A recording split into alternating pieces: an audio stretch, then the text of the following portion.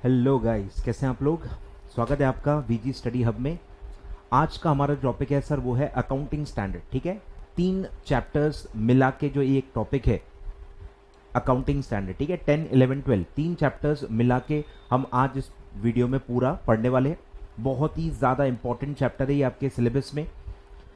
I think दिसंबर 19 में approximately 10 marks का weightage था इन 3 चैप्टर्स का, और हाल ही में जो दिसंबर 20 के पेपर हुए थे उसमें 20 मार्क्स का वेटेज है, 20 प्लस मार्क का वेटेज रह चुका है। तो नीडलेस टू से ये कितना ज़्यादा इंपॉर्टेंट चैप्टर है और आपको कितना डिटेल में अब इसको पढ़ना पड़ेगा। फर्स्ट अटेम्प्ट में जब वो आया था एमसीक्यू, जब ये सब्जेक्ट हुआ था तो 8 to 10 मार्क्स का वेटेज था। इट वॉज ओके कि आपको बहुत ज़्यादा डिटेल में पढ़ने की ज़रूरत नहीं थी। बट येस, लास्ट पेपर देख के अब थोड़ा जितना मतलब आप कोशिश करना है आपको कि जितना डिटेल में आप जा सको उतना जाओ, बट स्टिल आप पूरा 100% कवर नहीं कर पाओगे इसको, क्योंकि काफ़ी सारे टॉपिक ऐसे हैं जो आपके सिलेबस से रिलेटेड ही नहीं है, आपके सिलेबस से रिलेटेड ही नहीं है। तो आप पढ़ोगे भी तो आपको वो न समझेगा न वो आपको रिकॉल होगा। अननेसेसरली आपका बर्डन बढ़ेगा, अननेसेसरली आपका बर्डन बढ़ेगा, क्योंकि वो बहुत ही ज़्यादा हाईली टेक्निकल टॉपिक्स हैं जो एक्चुअली सीए फाइनल में है। जो सीए के सिलेबस में फाइनल में है वो सब आपको एग्जीक्यूटिव में, इंटर में, सीएस में दिया हुआ है। तो it is not possible for you to understand those thing which are not there in your syllabus. Clear है ना। कनेक्टेड टॉपिक्स आपको हैं ना, उसके कुछ कंसेप्ट हैं। सीए में फिर भी काफ़ी सारी चीज़ें आपके सिलेबस में होती हैं तो आप कनेक्ट करके समझ जाते हो और आप रिटेन कर लेते हो। लेकिन यहाँ ऐसा कुछ भी नहीं है, यहाँ कनेक्टेड टॉपिक्स ही नहीं है, कुछ भी नहीं है। हवा में सारे टॉपिक आपको दिए हुए हैं जो आपको समझाना बिल्कुल भी पॉसिबल नहीं है, और ना आप उसको याद कर पाओगे। अननेसेसरली आप प्रेशर ले लोगे, और जितना आप स्कोर कर सकते हो स्मार्ट वर्क से, जितना आप स्कोर कर सकते हो उतना भी फिर नहीं कर पाओगे। क्लियर है। चलिए, तो जगह जगह मैं आपको सब बताऊंगा क्या है क्या नहीं है, कितना करना है कितना नहीं करना है। मॉड्यूल से मैं पढ़ाने वाला हूं, but yes word to word पूरा रीड नहीं होगा, सिर्फ काम काम की चीजें जो है वही मैं आपको इसमें बताने वाला हूं। क्लियर है, न बहुत ज्यादा न बहुत कम। I will balance it all. ठीक है, चलिए, तो पहले मैं आपको बता दूं ये चैप्टर में क्या है। ठीक है, स्टार्ट करते हैं टॉपिक को। फटाफट लाइक कर दो वीडियो, लंबा वीडियो रहेगा, पूरा टॉपिक एक ही में कवर होगा। बने रहिए। पानी वगैरह आप ले लीजिए, कैलकुलेटर का जरूरत यहाँ पड़ेगा नहीं, बस पानी आपके पास होना चाहिए। क्लियर है। और बीच बीच में मैं ब्रेक दूंगा आपको ताकि आपको दिक्कत ना हो। ठीक है, और अगर आप प्रीमियर के बाद इसको देख रहे हैं तो आप पॉज कर करके थोड़ा देखिए, क्योंकि बहुत हैवी कंटेंट है इसमें, बहुत ज़्यादा फैक्ट्स, बहुत ज़्यादा चीज़ें हैं। तो धीरे धीरे आप पॉज कर करके साथ साथ में मेरे बोलेंगे, साथ साथ में आप अभी के अभी याद कर लेंगे तो बहुत ही बढ़िया तरीका होगा वो पढ़ने का। ठीक है, चलिए। और साथ साथ में अगर आपके पास फिजिकल मॉड्यूल अवेलेबल है, लेटेस्ट फिजिकल मॉड्यूल अगर आपके पास है, तो साथ साथ में मेरे आप अंडरलाइन भी करते जाइए, ताकि आपको लास्ट टाइम जब एग्जाम के पहले आप एक बार इसको देख के जाओगे तो आपको दिक्कत नहीं होगी। क्लियर है। तो इसमें देखो क्या क्या टाइप के क्वेश्चंस होते हैं। सबसे पहले आता है एब्रीविएशंस यानी फुल फॉर्म्स। ठीक है, फुल फॉर्म्स भी पूछे जाते हैं, पेपर में आ चुके हैं, तो आपको सब याद करना पड़ेगा। सारे जो ऑर्गेनाइजेशंस के नाम है वो आपको याद करने पड़ेंगे, सारे इंस्टीट्यूशंस के जो नाम है वो आपको एब्रीविएशंस याद करने पड़ेंगे, क्योंकि उस पर क्वेश्चन आता है। क्लियर है, 2-3 रीडिंग में याद हो जाता है, कोई प्रॉब्लम नहीं होती है इसमें। सेकेंड है ईयर या डेट्स होती हैं, ये भी बहुत सारी भरी हुई हैं। इंस्टीट्यूशंस कब बने, उनका नाम कब बदला, वो कब कन्वर्ट हुए, 2 इंस्टीट्यूट्स मर्ज हो गए, तो इसके बहुत सारे डेट्स आपको आएंगे। वो भी आपको अलग से एक लिस्ट बना के मैं दे दूंगा, अलग से एक दे दूंगा, मेरे नोट्स पे मैं ऐड कर दूंगा, और वो आप उतना सिर्फ पढ़ के जा सकते हैं। क्लियर है। फिर जो नंबर्स आते हैं, एएस, इंड एएस या आईएफआरएस के नंबर्स पे भी क्वेश्चन आता है कि ये नंबर कौन से एएस या इंड एएस का है, आप बताइए। तो आपको ये भी याद करना पड़ेगा। यस, ये भी आपको याद करना पड़ेगा। कैसे करना है मैं आपको बताऊंगा, कि स्टार्ट वहां से करना जो टॉपिक्स आपके सिलेबस में है, जो भी टॉपिक्स आपके सिलेबस में हैं उससे रिलेटेड जो नंबर्स हैं पहले आप वो याद करो, और उसके आने के चांसेस भी ज़्यादा ही होंगे। जैसे आपके सिलेबस में कैश फ्लो स्टेटमेंट है, तो आप कैश फ्लो स्टेटमेंट से रिलेटेड सारे नंबर पढ़ सकते हो। आपके सिलेबस में वैल्यूएशन है, मैंने हाल ही में वैल्यूएशन पढ़ाया था, तो वैल्यूएशन में जो भी रिलेटेड है वो मैंने आपको बता दिया था। अर्निंग पर शेयर भी कहीं ना कहीं रिलेटेड है, आपको है कहीं ना कहीं थोड़ा थोड़ा उसका कंटेंट आते ही रहता है, तो वो भी मैंने ईपीएस से भी रिलेटेड आप पढ़ सकते हो। ऐसे अलग अलग टॉपिक्स हैं, property plant and equipment, intangible asset आपके सिलेबस में, तो इंटेंजिबल एसेट से रिलेटेड एएस या इंड एएस आप पढ़ सकते हो।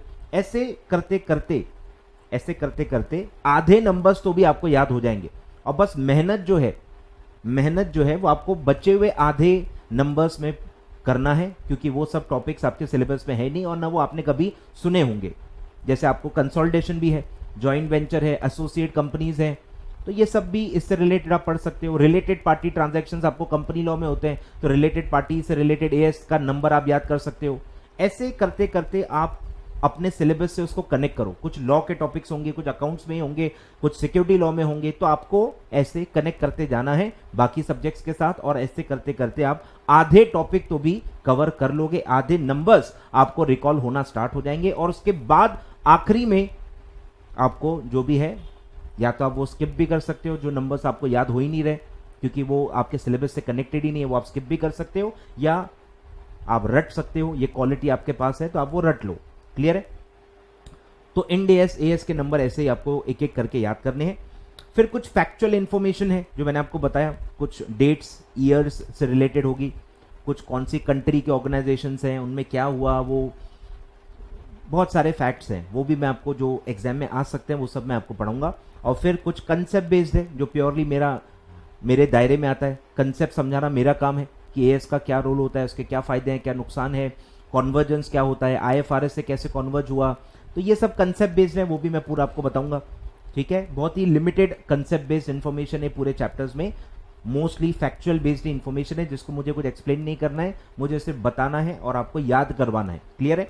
और लास्ट में आता है सर एक एक इंडिविजुअल एएस और इंड एएस के बारे में भी 4-4 लाइन दी हुई है, और ये इंफॉर्मेशन है जो मैं आपसे कह रहा हूं कि आपको स्किप करनी चाहिए। अब आप सोचो कि आपको ये सब कवर करना है या सिर्फ वो कवर करना है, क्योंकि the moment you start reading about individual topics आप बाकी सब भूल जाओगे, क्योंकि बहुत बर्डनसम हो जाएगा। इंड एएस 40 लगभग हैं, 40 या 41 इंड एएस होंगे, फिर आपके एएस 27 एएस हैं, तो इतने सारे पागल हो जाओगे आप। और एक ही टॉपिक पे एएस भी है, एक ही टॉपिक पे इंड एएस भी है, तो आप डिफरेंशिएट ही नहीं कर पाओगे, तो आप मिस कर दोगे, सब मिस कर दोगे, मिस आउट कर दोगे, और आप ये हो सकता है तीनों चैप्टर ही छोड़ के जाओ। तो ऐसा भी नहीं होना चाहिए। तो यू हैव टू बैलेंस, थोड़ा मैच्योरिटी, थोड़ा स्मार्ट वर्क, थोड़ा सा बैलेंसिंग का काम यहाँ पे करना है। बहुत ज़्यादा इमोशनल होके नहीं करना है, क्योंकि आप बहुत ज़्यादा फिर बर्डन ले लोगे। जहाँ आप सब्जेक्ट में आसानी से 60 ले सकते हो, वहाँ पे आपको सब्जेक्ट बहुत ज़्यादा टफ लगने लगेगा, और इसके जिम्मेदार आप ही होंगे। ठीक है? तो बस ये वाला जो दायरा है ना सर, ये मत करो, क्योंकि क्या आएगा आपको भी पता नहीं। मतलब ये टॉपिक ऐसा है, इंडिविजुअल एएस ऐसे हैं, या तो पूरे कवर करो या तो स्किप कर दो, ऐसा इसका सिचुएशन है। क्योंकि मैं काफ़ी साल से पढ़ा रहा हूँ, मेरी इच्छा होती है कि मैं थोड़ा थोड़ा पढ़ाऊँ।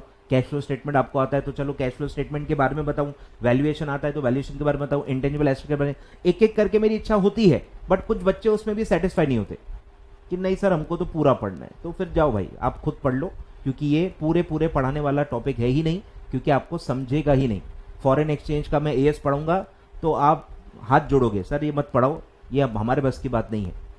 हम तो पढ़ा चुके हैं, मैं तो चार्टर्ड अकाउंटेंट हूँ भाई, सीए आईपीसी में तो मेरा तो रैंक था, 93 मार्क्स थे अकाउंट्स में, फाइनल में भी एफआर में एग्जाम्शन था, तो मेरे को पढ़ाने में कोई दिक्कत नहीं है भाई। हम तो पूरा पढ़ चुके हैं, हमारा तो 1/3 सिलेबस ही यही था, हमको तो 30-40 मार्क्स का एएस ही आता था, तो हम तो पढ़ चुके हैं। बट आपको उतना नहीं है, और ना आपको कनेक्टेड टॉपिक्स हैं। आ रहा है कुछ समझ में? तो ये मैं एक्सपीरियंस के बेस पे आपको गाइड कर रहा हूं। ठीक है? चलिए स्टार्ट करते हैं। सबसे पहला है सर इंट्रोडक्शन। ठीक है? इंट्रोडक्शन क्या है कि अकाउंटिंग एक आर्ट है, सब अपने अपने हिसाब से ट्रीटमेंट्स देते हैं, सब अपने अपने हिसाब से अकाउंटिंग करते हैं, फाइनेंशियल्स बनाते हैं। तो इससे क्या प्रॉब्लम होती है? कंपैरेबिलिटी नहीं होती, कि दो कंपनीज के फाइनेंशियल्स आप कंपेयर ही नहीं कर पाओगे, क्योंकि दोनों ने अलग अलग तरीके से बनाए हैं, अलग अलग फॉर्म में बनाए हैं, अलग अलग आइटम्स को, सेम आइटम्स को अलग अलग ट्रीटमेंट दी है। तो इससे क्या होता है? कंपेरेबिलिटी नहीं होती है। आप दो फाइनेंशियल्स को, भले वो सेम इंडस्ट्री के कंपनीज हो, सेम फील्ड में हो, सेम लेवल के हो, फिर भी आप उनको कंपेयर नहीं कर पाओगे। मीनिंगफुल कंपैरिजन तभी हो पाएगा जब वो सिमिलर फॉर्मेट्स में बनाए, सिमिलर ट्रीटमेंट्स दें सेम ट्रांजैक्शंस को, और तब जाके जब उनका बेस इक्वल हो जाएगा तब जाके उनको कंपेयर करना बेटर है। और जो भी डिसीजन आप लेना चाहते हो as a investor, as a supplier, as a bank, जो भी आपका कैपेसिटी होगा, जो भी कैपेसिटी में आप उनको इवेल्युएट कर रहे होंगे, वो तभी मीनिंगफुल होगा, तभी फ्रूटफुल होगा जब उनके ट्रीटमेंट्स सिमिलर हों, सेम तरीके से सेम फॉर्मेट में बनाए गए हों, तभी इन्वेस्टर उसको कंपेयर कर पाएगा और अपना अपना डिसीजन जो उनको लेना है वो ले पाएगा। क्लियर है? तो बुनियाद जो है, जो बेस है एएस का, वो यही है, कंपेरेबिलिटी वो प्रोवाइड करता है। अब दिक्कत ये है कि इंडिया में अगर आप उसको लागू कर भी दो, जैसे कंपनीज के लिए एएस मैंडेटरी है, सेक्शन 133 ऑफ कंपनीज एक्ट 2013 में जो भी नोटिफाइड अकाउंटिंग स्टैंडर्ड है जो सेंट्रल गवर्नमेंट ने नोटिफाई किए हैं, ठीक है, जो ICAI institute of chartered accountants of India बनाती है, इशू करती है और फिर सेंट्रल गवर्नमेंट उसको अपने हिसाब से नोटिफाई करती है, तो वो सारे notified AS under 133 of companies act are applicable to all companies. तो कंपनीज पे तो मैंडेटरी है ही, बट इससे प्रॉब्लम क्या होगा कि चलो इंडिया में सारे कंपनी एक ही तरीके से बनाएंगे, मतलब आज भी इंडिया में कंपनीज के और अदर टाइप के जो कंसर्न्स हैं उनको आप कंपेयर नहीं कर सकते। मैं एक कंपनी को पार्टनरशिप फर्म को कंपेयर नहीं कर सकता कि पार्टनरशिप में एएस मैंडेटरी है ही नहीं, वो अपने हिसाब से ही बनाएंगे। तो ये आपको चैलेंजेस समझने अकाउंटिंग स्टैंडर्ड में कि इसमें बहुत सारे कंस्ट्रेंट्स हैं। एकदम से आप आके नहीं बोल सकते कि सब एक साथ एक जैसे ही बनाओ, क्योंकि सब अलग अलग इंडस्ट्रीज में हैं, सबके नेचर ऑफ बिजनेस अलग हैं, सबके स्ट्रक्चर्स अलग हैं, तो सबको एक ही टाइप का फॉर्मेट, सबको एक ही टाइप के ट्रीटमेंट्स आप प्रिस्क्राइब नहीं कर सकते। काफी जगह वो इलॉजिकल हो जाती कि यार मेरे यहां ऐसा होता ही नहीं तो मैं ऐसा क्यों करूं। आ रहा है कुछ समझ में? तो इसीलिए लॉजिकली धीरे धीरे करके वो डिफरेंसेस को एनालाइज कर रहे हैं, डिफरेंसेस को मिटा रहे हैं और धीरे धीरे यूनिफॉर्मिटी आ रही है। पर आपको ये पता होना चाहिए कि in spite of all these efforts 100% uniformity नहीं आ सकती। इंडिया इज ट्राइंग, ठीक है, हम ट्राई कर रहे हैं, धीरे धीरे सिमिलर बना रहे हैं, बट अभी भी हम पूरी तरह से सफल नहीं हुए हैं। क्लियर है? अब चलो कंपनीज में अगर अपन देखें कि सारे कंपनीज एक ही टाइप से बनाएंगे, पर उसमें भी आपको पता ही है अकाउंटिंग स्टैंडर्ड में भी बहुत सारे एग्जम्पशंस होते हैं, काफी लोगों को अलग अलग एएस से एग्जम्पशन दिया गया है, तो वहां पे भी डिफरेंसेस क्रिएट हो जाएंगे। फिर एक होता है कि चलो कंपनीज में हो भी गया तो ये तो इंडिया में होगा, अरे बार बाहर की कंपनी से तो आज भी आप कंपेयर नहीं कर पाओगे, ग्लोबलाइजेशन हो चुका है, यहां से पैसा बाहर जाता है, बाहर से पैसा इंडिया में आता है, इंटरनेशनल बिजनेस है, टाटा और ये सबके पता नहीं कितने ब्रांचेस बाहर हैं, बाहर लोगों के ब्रांचेस यहां पे हैं, तो आज आप कंपैरिजन तो पूरे ग्लोब से करोगे ना, जितने भी कंपनीज हैं अलग कंट्रीज में भी होंगे उनसे भी आप कंपेयर करोगे, पर आप नहीं कर पाओगे। आज एएस से इंडिया में आप कंपनीज को कंपेयर कर सकते हो, ये थोड़ा बहुत फैसिलिटी हो गया है, पर एएस से ये नहीं हो सकता कि यार इंडिया के जो अकाउंट्स हैं, इंडिया के जो फाइनेंशियल्स हैं वो ग्लोबल लेवल पे सेम हो जाए, ऐसा नहीं है पॉसिबल। ठीक है, तो कॉन्वर्जेंस की नीड है। तो ये अपन आगे का टॉपिक भी मैं ऐसे ही बता रहा हूं कि अब चैलेंज ये नहीं है कि इंडिया में बिजनेसेस को कंपेयर करना है, चैलेंज ये है कि आज अलग अलग कंट्रीज के फाइनेंशियल्स को आपको कंपेयर करना होता है, तो पूरे वर्ल्ड के जो अकाउंटिंग स्टैंडर्ड्स हैं उनको सिमिलर बनाना है, ये सबसे बड़ा चैलेंज है।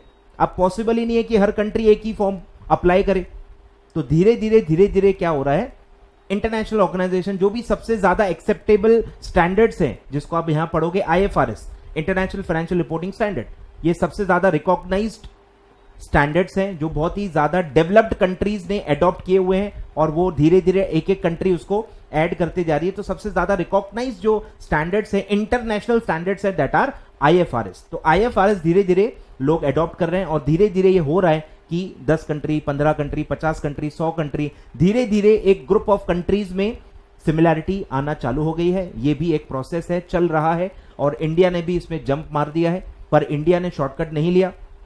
इंडिया ने शॉर्टकट नहीं लिया तो आप भी मत लो, आप हर जगह शॉर्टकट लेते हो। देखो इंडिया ने शॉर्टकट नहीं लिया, इंडिया ने डायरेक्ट IFRS को अडॉप्ट नहीं किया, कॉपी पेस्ट लागू ऐसा नहीं किया, उन्होंने डीपली स्टडी किया कि इंडिया के बिजनेस कैसे होते हैं, वहां के बिजनेस कैसे होते हैं, यहां ट्रीटमेंट्स कैसी दी जाती है, वहां ट्रीटमेंट्स कैसी दी जाती हैं, डिफरेंसेस क्यों हैं और कहां कहां हम उनके ट्रीटमेंट्स को अडॉप्ट कर सकते हैं, हमारे लिए वो इलॉजिकल नहीं होगा, वहां उन्होंने IFRS के ट्रीटमेंट्स को अडॉप्ट कर लिया है, लेकिन पूरे IFRS को एज इट इज नहीं लाया।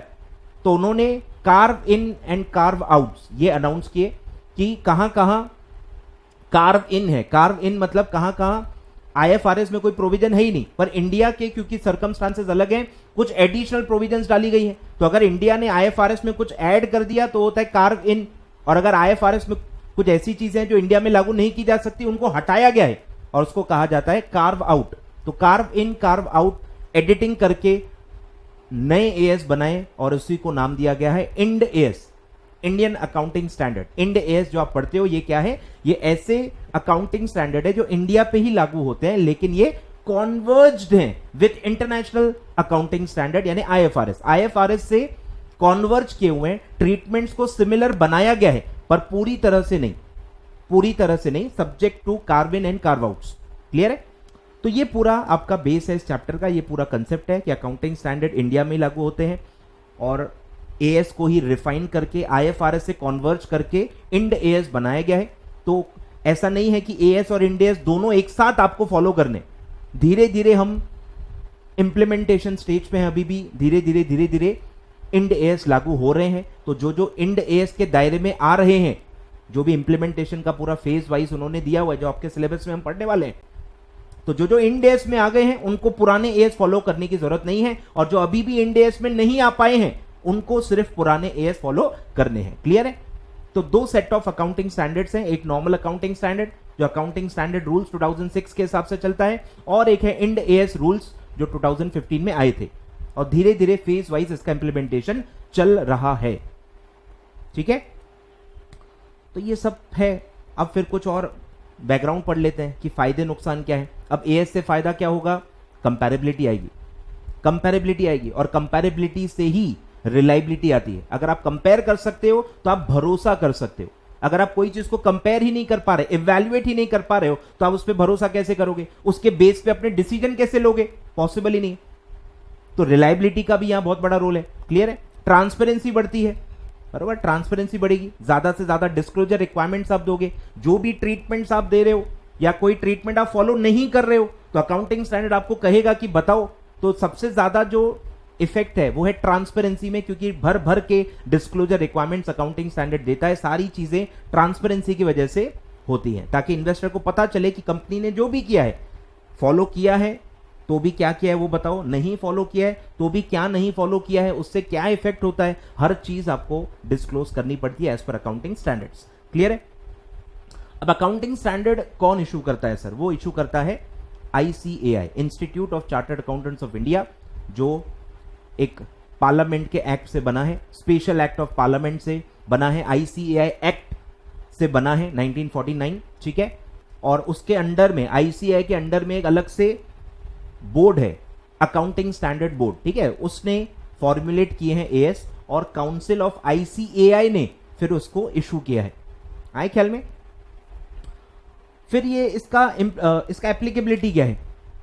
इसका एप्लीकेबिलिटी क्या है? आईसीएआई तो एक गवर्निंग बॉडी है, वो एक रेगुलेटर है चार्टर्ड अकाउंटेंट्स का। तो जो भी आईसीएआई इशू करती है वो तो सिर्फ चार्टर्ड अकाउंटेंट्स पे लागू होता है।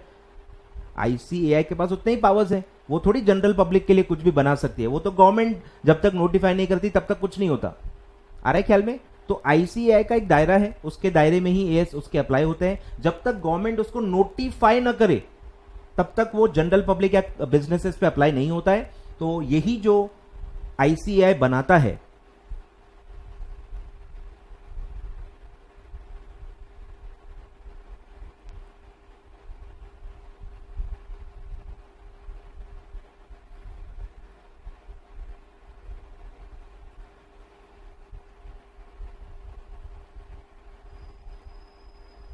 क्लियर है? ऐसा पूरा आपका चेन होता है। लॉ में भी आप ये पढ़ते हो कि आईसीएआई इशू करती है, काउंसिल ऑफ आईसीएआई इशू करती है अकाउंटिंग स्टैंडर्ड्स। ठीक है? फिर वो जाता है एनएफआरए के पास, national financial reporting authority of India.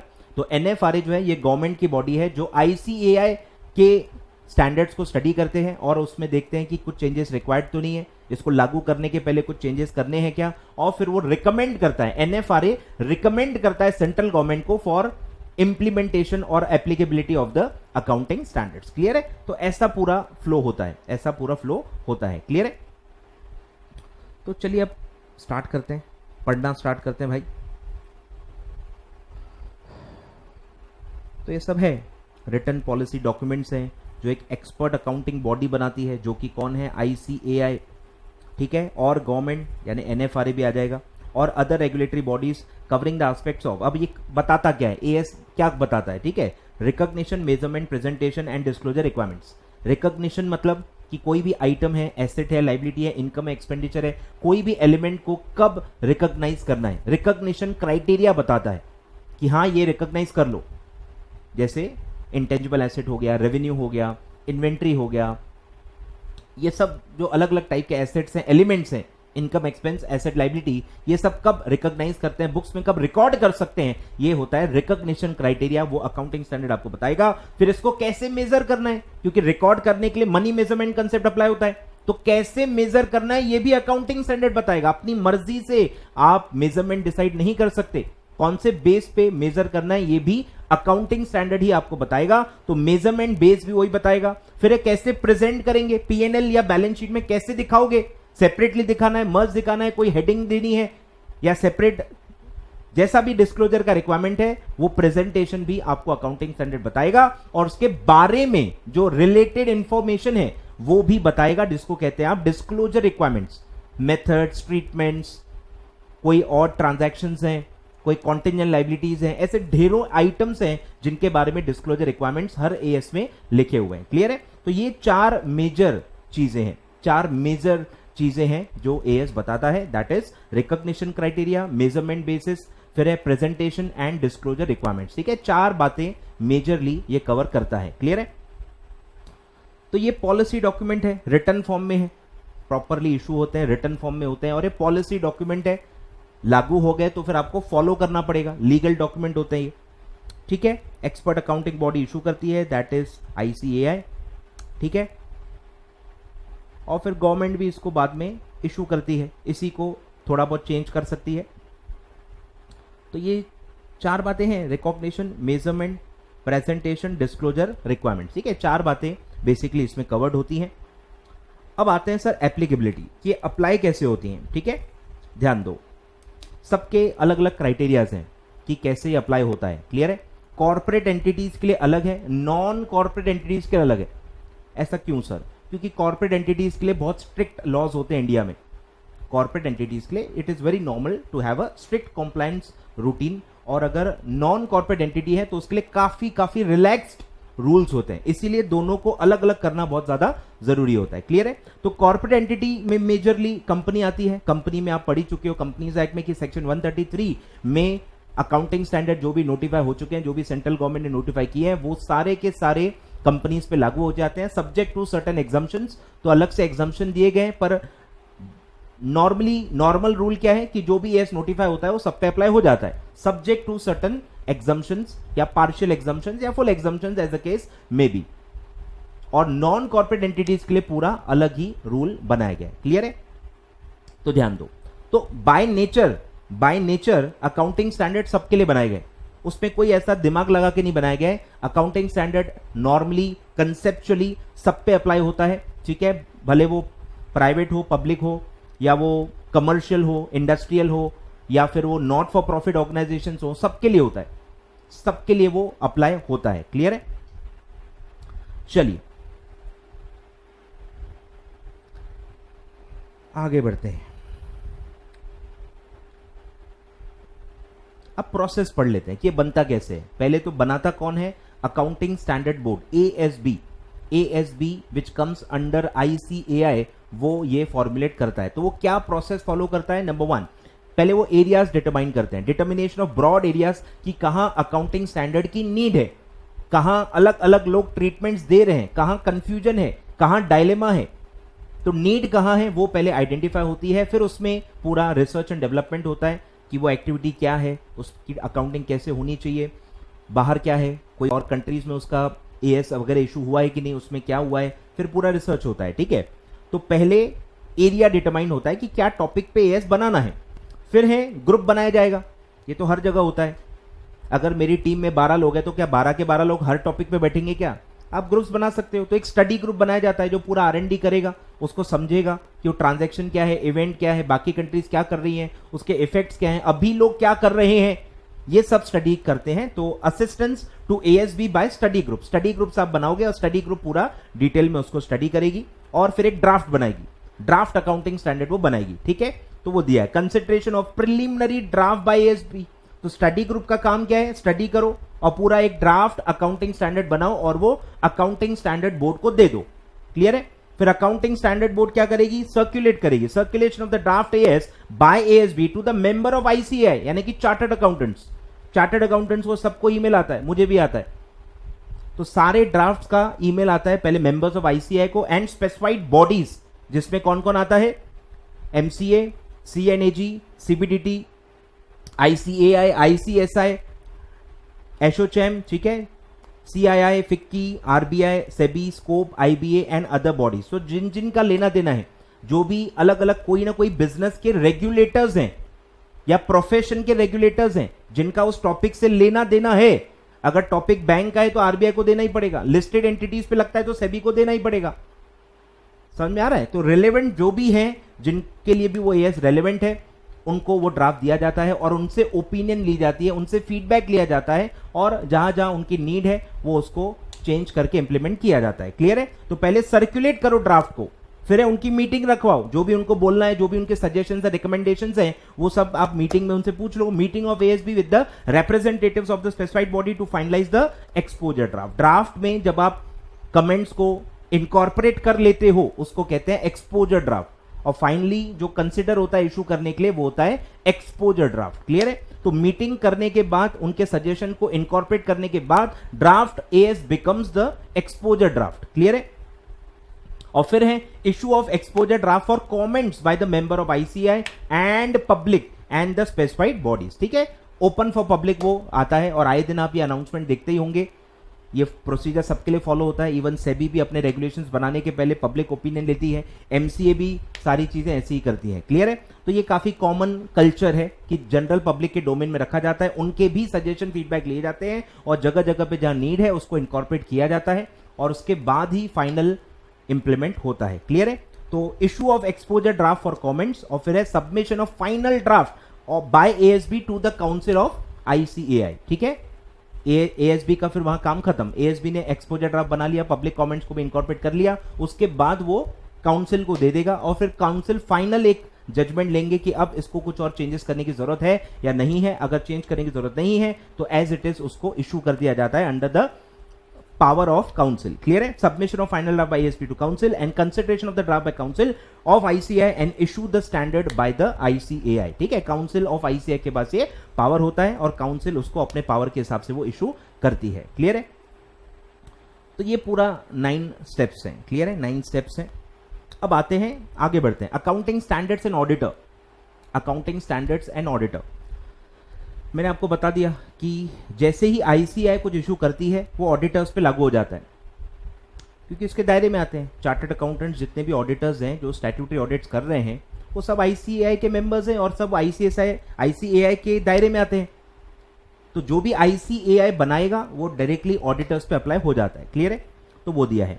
अब कंपनी के एंगल से दिया है कि कंपनी का जब आप ऑडिट कर रहे हो तो सेक्शन नंबर मैंने बता दिया कि एएस कहां नोटिफाई होते हैं, सेक्शन 133 ऑफ कंपनीज एक्ट। फिर ऑडिटर की ड्यूटी अलग से दी गई है कि उनको सारे 133 में सेक्शन जो नोटिफाई हुए हैं एएस, उनको चेक करना है कि वो फॉलो हुए हैं कि नहीं, नहीं हुए तो पूरा डिस्क्लोजर देना है। तो वो कौन सा सेक्शन है जो ऑडिटर के ऊपर ऑब्लिगेशन डालता है? 143 सबसेक्शन 3 क्लॉज ई।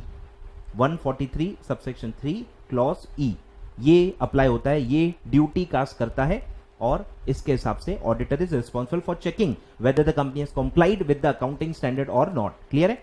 तो ये आपको क्वेश्चन आ भी चुका होगा, नहीं भी आया तो आ सकता है। क्लियर है? फिर आगे बढ़ते हैं। फिर अलग से देखो एक और है, बोर्ड रिपोर्ट में भी इसका लेना देना है।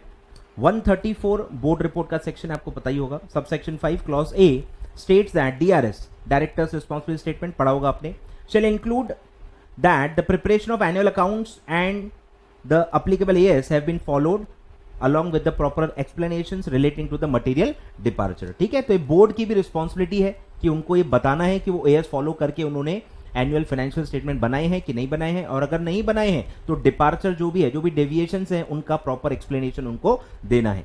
ठीक है? तो सेक्शन 134 भी बोर्ड रिपोर्ट में डिस्क्लोजर्स देने के लिए कहता है। ठीक है? अब आगे बढ़ते हैं। अब फायदा नुकसान क्या है बता दिया मैंने। कि क्रेडिबिलिटी बढ़ती है, रिलायबिलिटी बढ़ती है।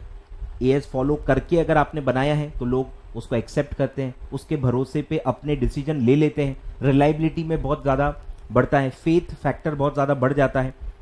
फिर है कंपेरेबिलिटी, जो मैंने सबसे मेन बताया, सबसे बड़ा फ़ायदा कंपेरेबिलिटी है। फिर है अकाउंटेंट्स एंड ऑडिटर्स को फ़ायदा होता है, उनको काम मिलता है, ठीक है। एडिशनल डिस्क्लोजर से और डिटेल इन्फॉर्मेशन इन्वेस्टर को मिलती है जो लॉ ने बोला ही नहीं था। एएस तो एक्स्ट्रा इन्फॉर्मेशन बोलता है, जहां लॉ ने कुछ कहा है वहां एएस क्यों कहेगा? रिपीट चीजें नहीं है।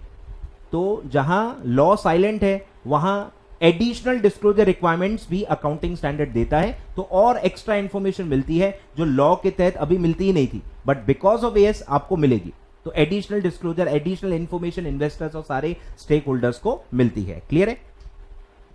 फिर एवैल्यूएशन ऑफ मैनेजर एबिलिटी, ठीक है। मैनेजर एबिलिटी का भी आपको पता चलता है कि वो कैसे चला रहे हैं, क्या कर रहे हैं, क्योंकि उनको भी सारी चीजें डिस्क्लोज करनी होती हैं। गवर्नमेंट को भी हेल्पफुल है और अकाउंटिंग थ्योरी, अकाउंटेंसी की जो फील्ड है उसमें भी उसमें डेवलप करने में उसको हेल्प होती है। क्लियर है?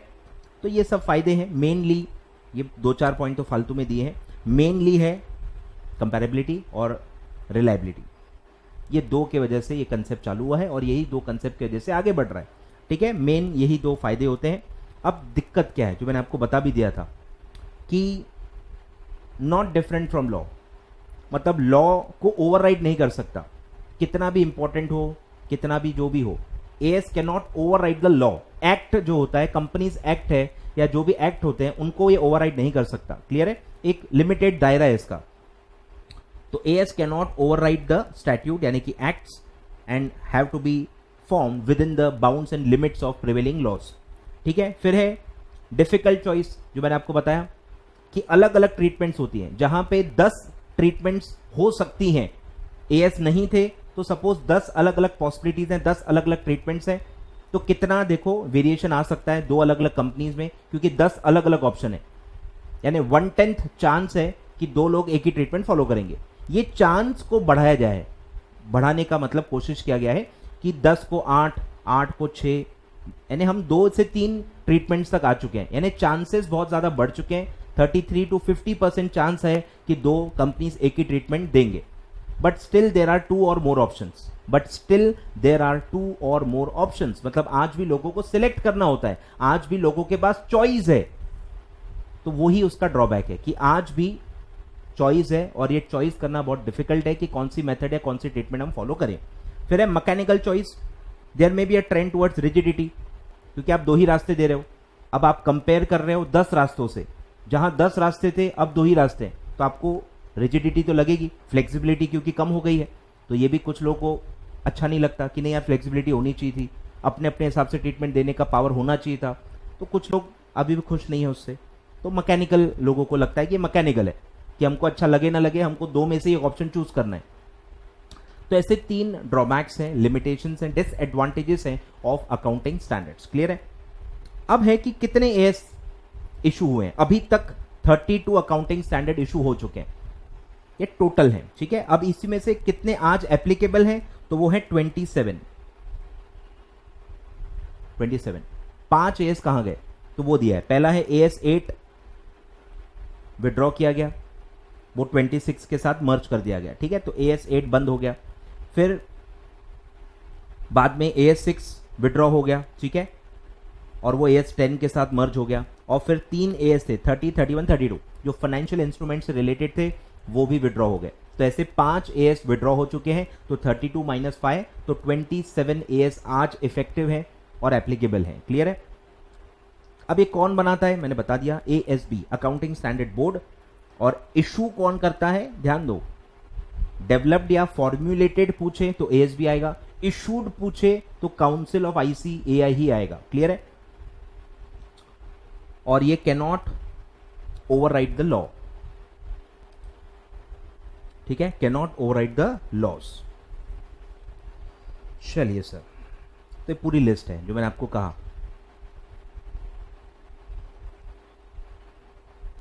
ये है, ठीक है, ये पूरी लिस्ट है। 27 जो एएस है, जो एप्लीकेबल है, उसकी पूरी लिस्ट है। तो पूरे 27 एक साथ आपको याद नहीं होंगे, तो जो जो टॉपिक आपके सिलेबस में हैं पहले उससे स्टार्ट करो, ठीक है। जैसे कि जैसे कि कैश फ्लो स्टेटमेंट, ठीक है, जैसे कि अर्निंग पर शेयर, जैसे कि कंसोलिडेटेड फाइनेंशियल स्टेटमेंट आपके सिलेबस में है, जैसे कि इंटेंजिबल एसेट्स, जैसे कि प्रोविजंस, ठीक है, ऐसे एसोसिएट्स, जॉइंट वेंचर, ऐसे आप 5 6 ऐड करते जाओ, ठीक है। धीरे धीरे आपको समझ में जाएगा। अमालगमेशन आएगा, इन्वेस्टमेंट्स आएगा, क्लियर है, PPE, property plant and equipment यानी फिक्स्ड एसेट्स, वो सब आएगा। ऐसे एक एक करके आप याद करना स्टार्ट करो। 5 10 के लॉट में एड ऑन करते जाओ और धीरे धीरे आपको पता भी नहीं चलेगा कि 27 के 27 आपको याद हो जाएंगे, पता भी नहीं चलेगा। आपको भरोसा ही नहीं होगा अपने आप पे कि यार मैंने 27 एस पूरे याद कर लिए। एक साथ करोगे तो फिर नहीं होगा। खाना जैसे खाते हैं ना, तोड़ के थोड़ा थोड़ा, वैसा ही करना पड़ेगा। 5 के लॉट में उसको याद करते जाओ, हजम हो जाएगा, ठीक है। चलिए अब आते हैं इंप्लीमेंटेशन, एप्लीकेबिलिटी पे, ठीक है, ध्यान दो। तो 2 में कैटेगराइज किया गया है। कॉर्पोरेट एंटिटीज को अलग रखा गया है, नॉन कॉर्पोरेट एंटिटीज को अलग रखा गया है। कॉर्पोरेट एंटिटीज में 2 सब क्लासिफिकेशन है क्योंकि काफी एग्जम्पशंस दिए गए हैं। तो एसएमसी अलग है, small and medium sized company, small and medium size company, उसको भी डिफाइन किया है। कौन कौन उसमें आएगा उसका भी प्रॉपर डेफिनेशन है। तो जो एसएमसी में आएगा एज पर क्राइटेरिया वो एसएमसी होगा। उनको काफी सारे रिलैक्सेशंस दिए गए, काफी सारे एएस में पार्शियल या फुल एग्जम्पशन उनको दिया गया है। और जो भी एसएमसी के क्राइटेरिया में नहीं आता वो नॉन एसएमसी में आएगा और उनपे सारे के सारे ऑलमोस्ट एएस अप्लाई होंगे, उनको कोई रिलैक्सेशन नहीं दिया गया है, ठीक है, नो रिलैक्सेशन, ठीक है। तो एसएमसी, नॉन एसएमसी, एसएमसी में जो क्राइटेरिया में आता है वो एसएमसी में आएगा और जो भी एसएमसी में नहीं आ पा रहा है उसको यहां पे क्या कहेंगे, नॉन एसएमसी, क्लियर है। फिर है non corporate bodies, partnerships, HUFs, proprietors, societies, trust, ये सब आएंगे, ठीक है। उसमें 3 लेवल है, 1 2 3। 1 ऐसा है जिसपे ऑलमोस्ट सारे अप्लाई होते हैं, सबसे ज्यादा एएस जो अप्लाई होता है वो है लेवल 1। फिर काफी सारे रिलैक्सेशन दिए गए हैं, कम एएस अप्लाई होते हैं लेवल 2 पे, और कम से कम लीस्ट एएस जिस पे अप्लाई होते हैं वो होता है लेवल 3, क्लियर है। तो उसके भी आपको क्राइटेरियाज पढ़ने हैं। तो एक क्राइटेरिया है एसएमसी का, दूसरा, तीसरा, इसका कोई क्राइटेरिया नहीं है, सिंपल क्राइटेरिया है। जो 1 और 2 में नहीं आते, जो 1 और 2 में नहीं आते वो 3 में आते हैं। तो क्राइटेरिया याद करना कहां कहां है, 3 जगह। एसएमसी के क्राइटेरिया याद करने पड़ेंगे, लेवल 1 के याद करने पड़ेंगे, लेवल 2 के भी याद करने पड़ेंगे, क्लियर है। कर लेते हैं याद कर लेते हैं, चलिए आ जाइए। तो corporate entities, companies are categorised as, number 1 SMC, small and medium companies, ठीक है। क्या क्या है, स्टार्ट करो। पहला है ऐसे कंपनी जिनके डेट और इक्विटी लिस्टेड नहीं होने चाहिए, ठीक है। ये सब उल्टा दिया है, नहीं नहीं नहीं वाला है कि ये नहीं होना चाहिए, वो नहीं होना चाहिए, यानी स्मॉल कंपनीज के लिए क्राइटेरिया बनाया गया है कि ये नहीं है मतलब वो स्मॉल है, बड़ा नहीं है मतलब वो स्मॉल एंड मीडियम में, ऐसा उल्टा डेफिनेशन ये बनाया गया है, ठीक है। तो आप लिस्टेड नहीं होने चाहिए, आपके डेट या इक्विटी कुछ भी लिस्टेड नहीं होना चाहिए। लिस्टेड है मतलब आप बड़े एंटरप्राइज हो, आप स्मॉल एंड मीडियम में नहीं आ सकते, क्लियर है। तो लिस्टेड नहीं होना चाहिए, न ही प्रोसेस में होना चाहिए। प्रोसेस मतलब आपने ड्राफ्ट प्रोस्पेक्टस फाइल कर दिया, आपने मर्चेंट बैंकर अपॉइंट कर लिया, आपने आईपीओ का प्रोसेस स्टार्ट कर दिया है, अगर तो आप प्रोसेस ऑफ लिस्टिंग में हो ऐसा माना जाता है। तो प्रोसेस ऑफ लिस्टिंग में भी नहीं आना चाहिए। तो न तो आप लिस्टेड हो डेट और इक्विटी, न ही आप इन द प्रोसेस हो, इन इंडिया और आउटसाइड इंडिया, ध्यान दो, इन इंडिया आउटसाइड इंडिया दोनों कहीं भी आपका इक्विटी डेट लिस्टेड न होना चाहिए, न प्रोसेस में होना चाहिए, क्लियर है। फिर न तो आप बैंक होने चाहिए, न तो फाइनेंशियल इंस्टीट्यूशन होने चाहिए, न तो इंश्योरेंस कंपनी होने चाहिए। ये होते ही पैदाइशी बड़े लोग हैं, ये पैदाइशी बड़े लोग हैं, ये छोटे लोग कभी हो ही नहीं सकते, क्लियर है। तो इनको हटाया गया है। अब ध्यान दो, अब क्राइटेरिया एक्चुअली 2 ही हैं जो आपको याद कर रहे हैं कि नॉर्मल कंपनीज जिनका turnover does not exceed 50 crore, ठीक है, इमीडिएटली प्रीसीडिंग फाइनेंशियल ईयर में देखना है turnover does not exceed 50 crore, और ये टर्नओवर में आपको अदर इनकम नहीं लेनी है, मतलब सिर्फ ऑपरेटिंग इनकम जो होती है ना, रेगुलर रेवेन्यू जो होती है वही आपको देखनी है, और वो 50 करोड़ से कम होनी चाहिए। डज नॉट एक्सीड यानी अप टू, लेस देन और इक्वल टू चलता है, तो आप स्मॉल एंड मीडियम में आ जाओगे। अगर वो एक्सीड हो रहा है तो ही वो स्मॉल एंड मीडियम में नहीं आएगा, क्लियर है। तो टर्नओवर लेस देन और इक्वल टू 50 करोड़, और इसमें क्या ध्यान रखना है, अदर इनकम नहीं आएगी, अदर इनकम नहीं आएगी। क्लियर है? फिर है companies does not have borrowings including public deposit. ठीक है, पब्लिक डिपॉजिट भी बोरोइंग में आएगी। Exceeding 10 crore at any time, अब आपको पता ही है ये टर्नओवर फॉर द ईयर होता है, बोरोइंग्स और ये सब क्या है, ये मतलब बैलेंस शीट आइटम्स हैं, तो ये एट एनी टाइम आता है। एक दिन के लिए भी एक्सीड नहीं होना चाहिए, एक दिन के लिए भी ये लिमिट एक्सीड नहीं होनी चाहिए at any time during the immediately preceding accounting year. Clear है? तो borrowings including PD public deposits is less than और इक्वल टू 10 करोड़। ठीक है, 50 करोड़ टर्नओवर और 10 करोड़ बोरिंग्स। ठीक है, ये आपको याद रखना है। और फिर है कि कोई भी बड़े लोगों का ना बेटा बाप हो सकते हैं। ठीक है, not a holding company, not a subsidiary of non SMC. Non SMC की आप होल्डिंग हो, भले आप छोटे कंपनी हो, आप ऊपर के क्राइटेरिया में नहीं आ रहे, आपका टर्नओवर भी कम है, आपका बोरिंग भी कम है, आप बैंक भी नहीं हो, ये भी नहीं हो, वो भी नहीं हो, लिस्टेड भी नहीं हो, बट स्टिल अगर आप एक एसएमसी नॉन एसएमसी के होल्डिंग कंपनी हो तो भी आप नॉन एसएमसी में ही आओगे, और अगर आप नॉन एसएमसी के सब्सिडियरी हो तो भी आप नॉन एसएमसी में ही आओगे। क्लियर है? तो ऐसा है, पूरे परिवार को भी उसी में लाया गया है। तो नॉन एसएमसी हो तो आपके सारे होल्डिंग कंपनी जो है वो भी नॉन एसएमसी में ही आएंगे और आपके सारे सब्सिडरी भी नॉन एसएमसी में ही आएंगे। क्लियर है? तो ऐसा है। तो 5 क्राइटेरियाज है फॉर एसएमसी, काफी इंपॉर्टेंट है, क्वेश्चन एक बार आ चुका है पर फिर से आ सकता है, अलग अलग तरीके से आता है। क्लियर है? पास्ट पेपर में कवर करवाने वाला हूं तो उसमें हम पढ़ेंगे। क्लियर है? तो ये one of the important part है जहां पे क्वेश्चन आ सकता है।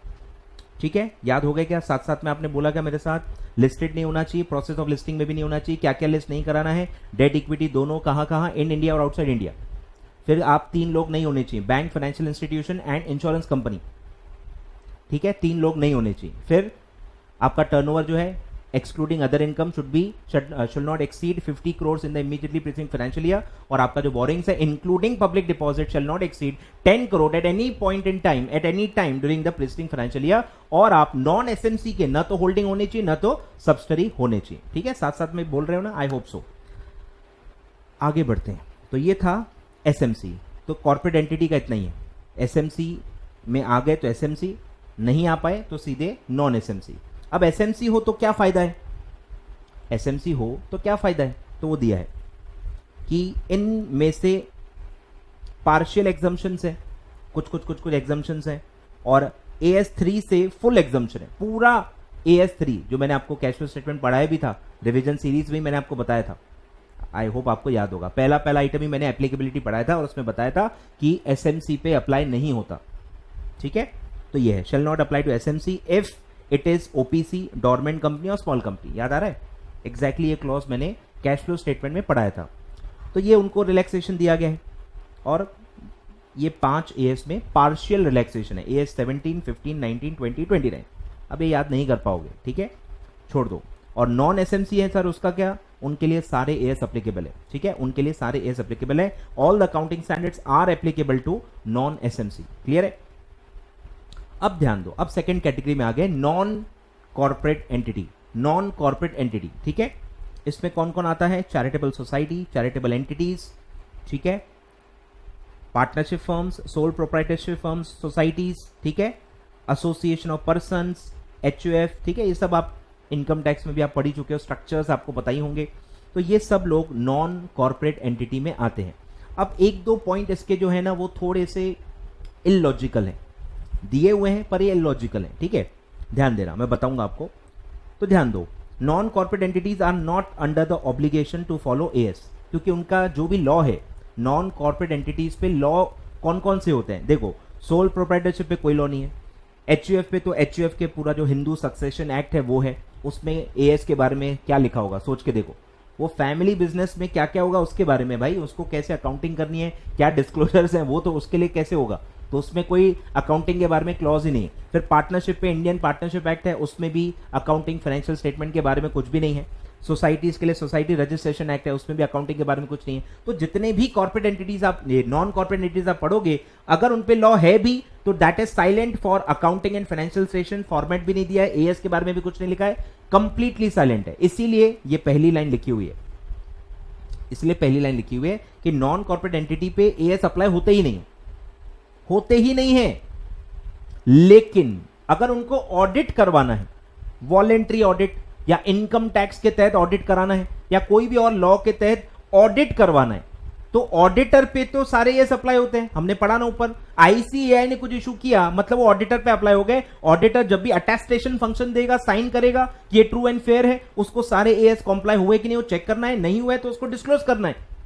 और अगर ऑडिट रिपोर्ट में सीए ने आपको नेगेटिव रिपोर्ट दे दी या बहुत सारी गलतियां दिखा दी तो ये आपको बर्दाश्त नहीं होगा।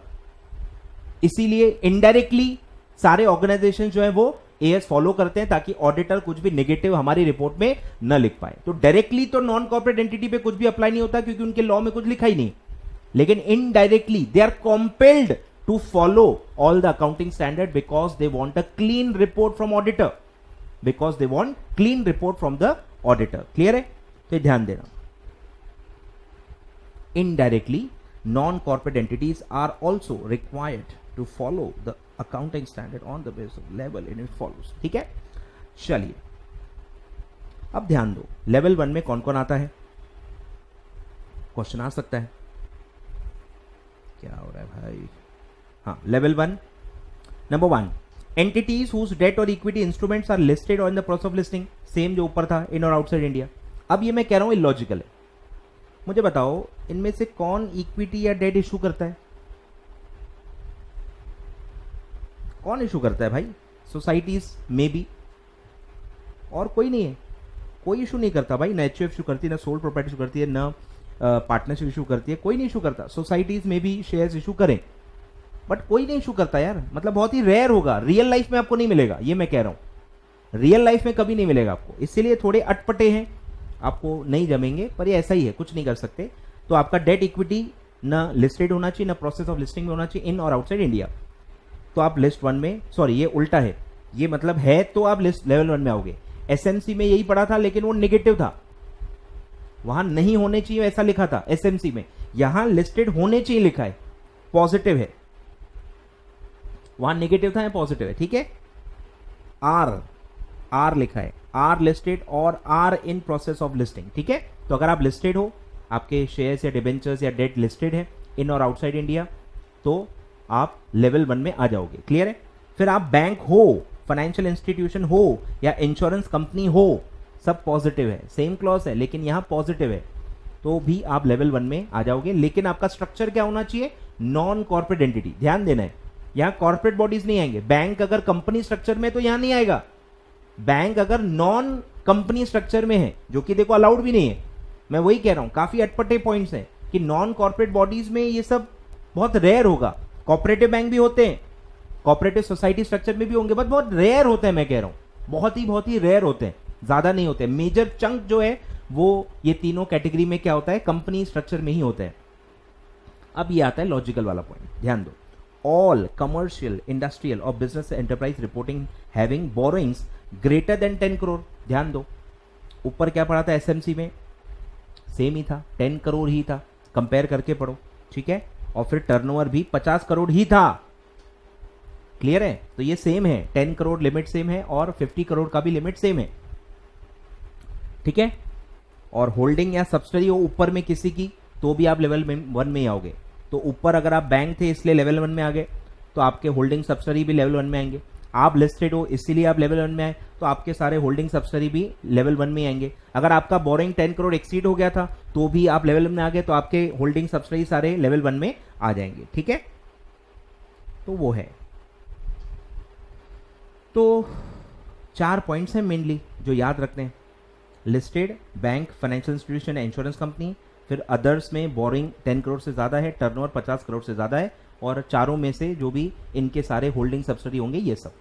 ठीक है, अब इन पे क्या अप्लाई होगा? अगर लेवल 1 में आप आते हो तो आप पे क्या अप्लाई होगा? सारे के सारे एएस, सारे के सारे as, all the accounting standard applicable. अब 21, 23, 27 ये अगर इनके क्राइटेरियाज आप पे अप्लाई होते हैं तो ही, जैसे आप पे कंसोलिडेटेड फाइनेंशियल स्टेटमेंट कब अप्लाई होंगे? जब आप होल्डिंग कंपनी हो। अरे भाई, अगर आपकी कोई सब्सिडी है ही नहीं तो 21 ईयर्स कैसे अप्लाई होगा? जबरदस्ती, क्योंकि आप लेवल 1 में हो। ऐसा नहीं होता, मतलब आप उस टाइप में हो। अगर आपकी होल्डिंग कंपनी है या आपकी सब्सिडरी कंपनी है, आपका ग्रुप स्ट्रक्चर है, तो ही ये 3 एएस अप्लाई होते हैं। तीनों ग्रुप स्ट्रक्चर से रिलेटेड है। एसोसिएट आपकी है तो ही आप एसोसिएट वाला एएस फॉलो करोगे 23। जॉइंट वेंचर है तो ही आप एएस 27 अप्लाई करोगे। ठीक है, तो ये स्ट्रक्चर बेस्ड है। अगर आपका वैसा स्ट्रक्चर है तो ही आप पे अप्लाई होगा। किसी लेवल में आने की वजह से अप्लाई नहीं होता है, स्ट्रक्चर की वजह से अप्लाई होते हैं। तो कोई रिलैक्सेशन नहीं है, लेवल 1 पे सारे के सारे अप्लाई होते हैं। क्लियर है? फिर लेवल 2 में कौन आएगा, ध्यान दो।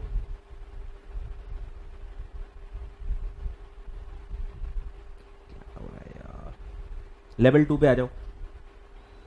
अदर देन लेवल 1, ठीक है, कोई अगर लेवल 1 में आ चुका है तो लेवल 2 में कैसे आएगा?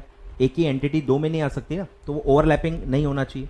तो ऑल कमर्शियल, इंडस्ट्रियल और बिजनेस एंटरप्राइजेस जिनके बोरोइंग 1 करोड़ से ज्यादा है, ऑब्वियसली 10 करोड़ से कम है, कि 10 करोड़ से ज्यादा निकले तो आप लेवल 1 में आ जाओगे, इसलिए लिखा हुआ है। 1 करोड़ से ज्यादा है और 10 करोड़ तक है तो आप सेकेंड लेवल में आते हो। और टर्नओवर 10 करोड़ से ज्यादा है, ऑब्वियसली 50 करोड़ से कम, 10 से ज्यादा 50 से कम, ये रेंज होती है लेवल 2 की। और इन दोनों में होल्डिंग सब्सिडी आप हो किसी के तो आप तो भी लेवल 2 में आ जाओगे। क्लियर है? तो ऐसा है, इसलिए ऊपर ही लिख दिया है कि अगर आप लेवल 1 में नहीं आ रहे तो ही आप लेवल 2 में आ सकते हो। क्लियर है? अब लेवल 2 में बस 1 करोड़ बोरिंग, टर्नओवर 10 करोड़, ये दो आपको याद रखने हैं। अब क्या होगा? Fully applied AS, all AS are applicable to level 2 except, ठीक है, रिलैक्सेशन सिर्फ कुछ कुछ दिए, तो 21, 23, 25, 27 ये 4 आप पे अप्लाई नहीं होते हैं और कुछ कुछ में रिलैक्सेशन दिए गए। ठीक है, ध्यान दो, ये तो ऊपर के 4 तो अप्लाई होते ही नहीं, ऊपर के 4 अप्लाई नहीं होते, 21, 23, 25, 27 सब ग्रुप स्ट्रक्चर वाले हैं। और फिर डिस्क्लोजर रिक्वायरमेंट में आपको कुछ रिलैक्सेशन है, इनमें 19 लीजेस, 20 ईपीएस और 29 provisions contingent liability and contingent asset, 3 में डिस्क्लोजर रिक्वायरमेंट से आपको एग्जम्पशन दिया गया है। तो क्या आएगा? All of above. क्वेश्चन आया तो कैसे आएगा? All of above. और फिर है कि कौन कौन से एएस अप्लाई नहीं होंगे, तो वो है AS3 एंड AS17। क्वेश्चन आ चुका है, आई डोंट नो रिपीट होगा कि नहीं, बट ये आ चुका है, बोलो। तो एएस कौन से हैं जो लेवल 2 पे अप्लाई नहीं होते? AS3 एंड AS17, लेवल 2, ठीक है, लेवल 2 पे कौन से अप्लाई नहीं होते? AS3 एंड AS17, ठीक है।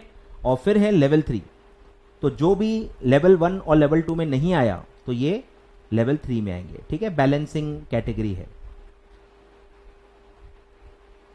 बैलेंसिंग कैटेगरी है। क्लियर है?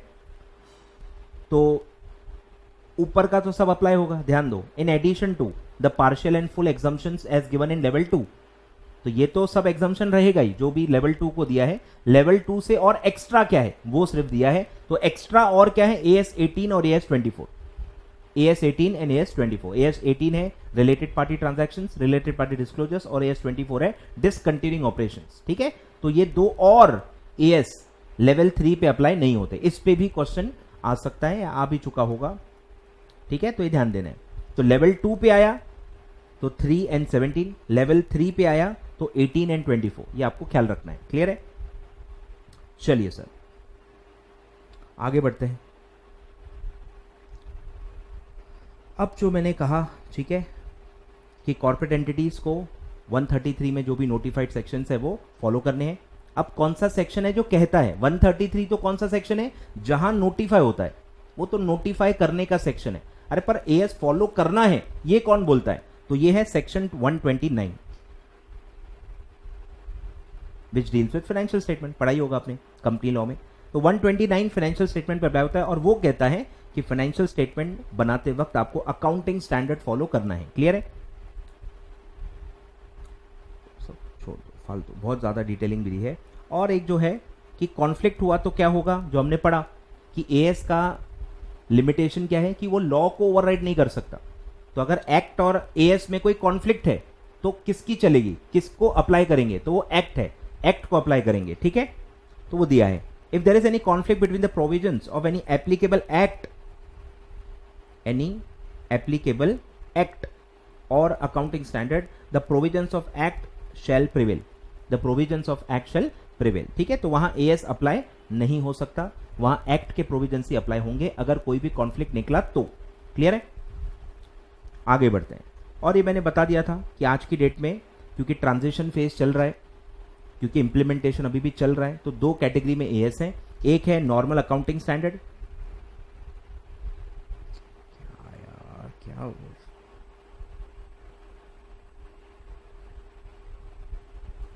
एक है नॉर्मल एएस जो पहले से ही थे 2006 वाले, ठीक है, रूल्स 2006, और एक जो बाद में इंड एएस करके आए, Indian accounting standard, IAS, Ind AS sorry, तो वो है 2015, ठीक है। और वो फेज वाइज में जैसे जैसे अप्लाई होंगे उन पे अप्लाई होगा, क्लियर है। और एएस कहाँ नोटिफाइड है, section 133 of companies act 2013, clear है। वही सब दिया है देखो कि कंपनी पे लागू होते हैं, वो कौन सा सेक्शन है, 129 सबसेक्शन 1। ऑडिटर को चेक करना है, वो कहाँ लिखा है, 143 सबसेक्शन 3 क्लॉज ई, ठीक है। वही सब रिपीट हो रहा है। एएसआई का भी छोड़ दो, और एसएमसी को कुछ एग्जाम्पशंस है, आ जाओ। तो ये फिर डेफिनेशन आती है, आ भी चुकी है कि कौन सा सेट ऑफ अकाउंटिंग स्टैंडर्ड है जो एमसीए ने लागू किया है, which are converged with the international account financial reporting standard. IFRS से कॉन्वर्ज्ड वाले कौन से हैं, Ind AS, Indian accounting standard. Normal AS are not converged, treatment similar की है ना, तो उसको होता है कॉन्वर्जेंस। तो कॉन्वर्ज्ड वाले जो है उसको क्या कहते हैं, Indian accounting standard, Ind AS, ठीक है। और किससे कॉन्वर्ज्ड है, आईएफआरएस से, आईएफआरएस, क्लियर है। और एक कौन बनाता है, same ASB of ICAI, same सब रिपीट होगा। और कितने इंड एएस अप्लाई अपना इशू हो चुके हैं, 41, तो ये आपको याद रखना है। एएस कितने इफेक्टिव हैं, 27, कितने इशू हो चुके हैं, 32, ठीक है, ध्यान दो, लिख लो।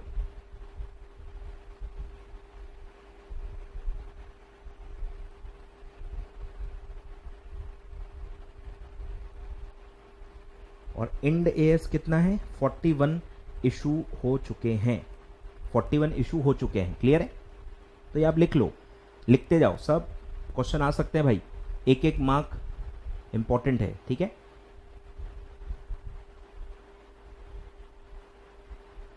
लिखते जाओ।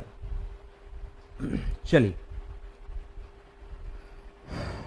अब ये आ गया, देखो जो मैं आपसे कह रहा था, ये आ गया, ये आ गया, ये आ गया, ये आ गया, क्या आ गया, देखो इंडिविजुअल एएस का अब चालू हो गया। तो ये सब मैं कह रहा था आपको नहीं पढ़ना है, अगर आप इसमें गए तो फिर आप निकल नहीं पाओगे, प्रॉब्लम ये है, निकल नहीं पाओगे, ठीक है। तो ये सब आपको सिर्फ नाम याद रखने हैं, स्टार्ट नाम याद रखने से करो, उतना ही काफ़ी है। तो ये सब मेरे हिसाब से आप याद नहीं रख पाओगे ना, आपको समझेगा। कुछ कुछ जो चैप्टर से रिलेटेड है वो तो आप चैप्टर में ही पढ़ चुके हो, AS3 के कुछ कुछ कंटेंट्स आप कैश फ्लो स्टेटमेंट में पढ़ चुके हो, वैल्यूएशन में मैंने पूरा AS26 आपको पढ़ा दिया है। तो ऐसे आप अलग अलग चैप्टर में तो पढ़ोगे ही ना। कंसोलिडेशन जब हम पढ़ेंगे तो उसमें मैं AS21 के प्रोविजंस बताऊंगा। तो ये रिस्पेक्टिव 4-5 AS आपके कवर हो रहे हैं जो जो रिलेटेड है। उसके अलावा मैं कह रहा हूं जो चैप्टर ही नहीं है आपको, जिसके बारे में कुछ है ही नहीं, अमालगमेशन, न्यू सिलेबस में अमालगमेशन है ही नहीं, तो आपको कैसे समझेगा कि मर्जर मेथड क्या है, परचेज मेथड क्या है, कुछ भी नहीं समझेगा, कुछ भी नहीं, कोई चांस ही नहीं। ओल्ड सिलेबस में एग्जीक्यूटिव में अमालगमेशन है तो उनको हम इसलिए पढ़ाते हैं क्योंकि उनको पूरा चैप्टर है। तो इसीलिए कह रहा हूं कि जिनका कोई चैप्टर ही नहीं है, जिनका कोई कुछ पता ही नहीं है आपको, वो कैसे हम समझाएंगे, पॉसिबल ही नहीं है, क्लियर है। तो ये सब फिर मैंने कॉन्वर्जेंस भी आपको बता दिया कि चलो कंपैरेबिलिटी इंडिया के अंदर आ गई तो भी बहुत ही लिमिटेड यूज है। आज हम ग्लोबल लेवल पे काम करते हैं, यहाँ की कंपनियां बाहर जा रही हैं, बाहर की कंपनियां इंडिया में आ रही हैं, तो इतना फ्री फ्लो है बिटवीन द कंट्रीज कि आज कंपैरिजन अलग अलग कंट्री के कंपनीज की होती है, एक ही कंट्री के कंपनीज में तो बहुत कम होती है। ग्लोबल लेवल पे कंपैरिजन होता है और तभी वो सेम कंपैरेबल हो पाएंगे, तभी वो रिलायबल हो पाएंगे जब आप अलग अलग कंट्रीज के अकाउंटिंग स्टैंडर्ड को सिमिलर बनाएंगे। तो उसको कहते हैं need of convergence with IFRS, international financial reporting standards, clear है। तो यही पूरा दिया हुआ है कि इन्वेस्टर का कॉन्फिडेंस बढ़ेगा, कॉन्वर्ज होगा तो रेगुलेटर्स के लिए भी अच्छा है, इन्वेस्टर्स के लिए भी अच्छा है, डिस्क्लोजर्स मिलेंगे, कंपैरेबिलिटी मिलेगी, रिलायबिलिटी मिलेगी, फ्री फ्लो ऑफ फंड्स होगा, क्योंकि अभी कंपेरेबिलिटी नहीं है, तो यहाँ का पैसा बाहर नहीं जा रहा, बाहर का पैसा यहाँ नहीं आ रहा, डिफिकल्टी हो रही है ट्रेड करने में, डेवलपमेंट में दिक्कत हो रही है। और अगर कॉन्वर्जेंस हो जाएगा, सबके फाइनेंशियल स्टेटमेंट सिमिलर हो जाएंगे, तो बहुत सारे डेवलपमेंटल फायदे होंगे, पैसा फ्लो होगा, बैरियर्स ही नहीं रहेंगे। ठीक है, तो ये सब पूरा इन्होंने दिया हुआ है, मैंने आपको 1 मिनट में बता दिया। चलिए अब आते हैं IASB। IASB, ठीक है, international accounting standard board. Clear है? अब ये कौन है? अब ये कौन है, ध्यान दो। तो यही है जिन्होंने IFRS इशू किए हैं। ठीक है, ये वही हैं जिन्होंने IFRS इशू किए हैं। ठीक है, लंदन बेस्ड है, ये लंदन बेस्ड है। ठीक है, फुल फॉर्म क्या है? International accounting standard board, international accounting standard board. ASB बोले तो ASB आया, मतलब अकाउंटिंग स्टैंडर्ड बोर्ड, और I का मतलब क्या है? International accounting standard board. ठीक है, इसका पहले क्या नाम था? IASC। ठीक है, पूरा वही इतिहास दिया है।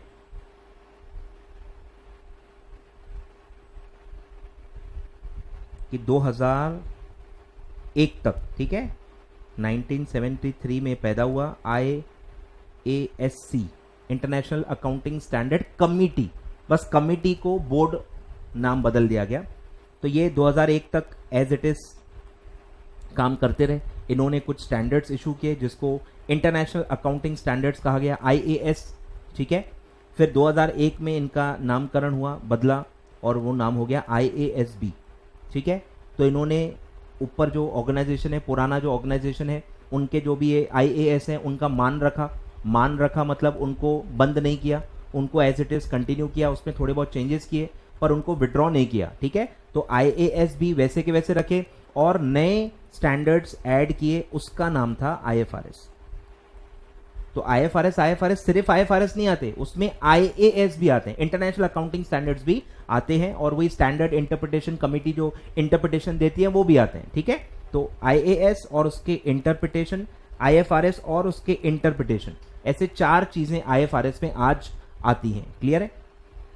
तो पूरा इतिहास दिया हुआ है, आपको याद रखना है। 1973 में जो बना वो था IASC, फिर 2001 में नाम बदला, तो IASB कब आया? 2001 में। क्लियर है? ध्यान दो, तो दिया है। तो IASC ने इंटरनेशनल अकाउंटिंग स्टैंडर्ड्स काफी इशू किए। ठीक है, और ये चेंजेस कब से, नाम कब बदला? 1 अप्रैल 2001। 1 अप्रैल 2001 में ये सारे बदलाव हुए।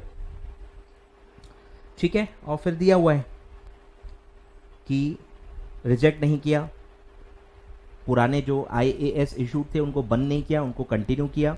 ठीक है,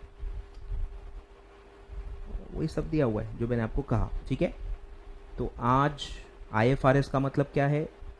IFRS, उसके इंटरप्रिटेशन, पुराने IAS जो IASC ने इशू किए थे, और उसके इंटरप्रिटेशन, 4 चीजें आती हैं। ठीक है, दी हुई है, देखो।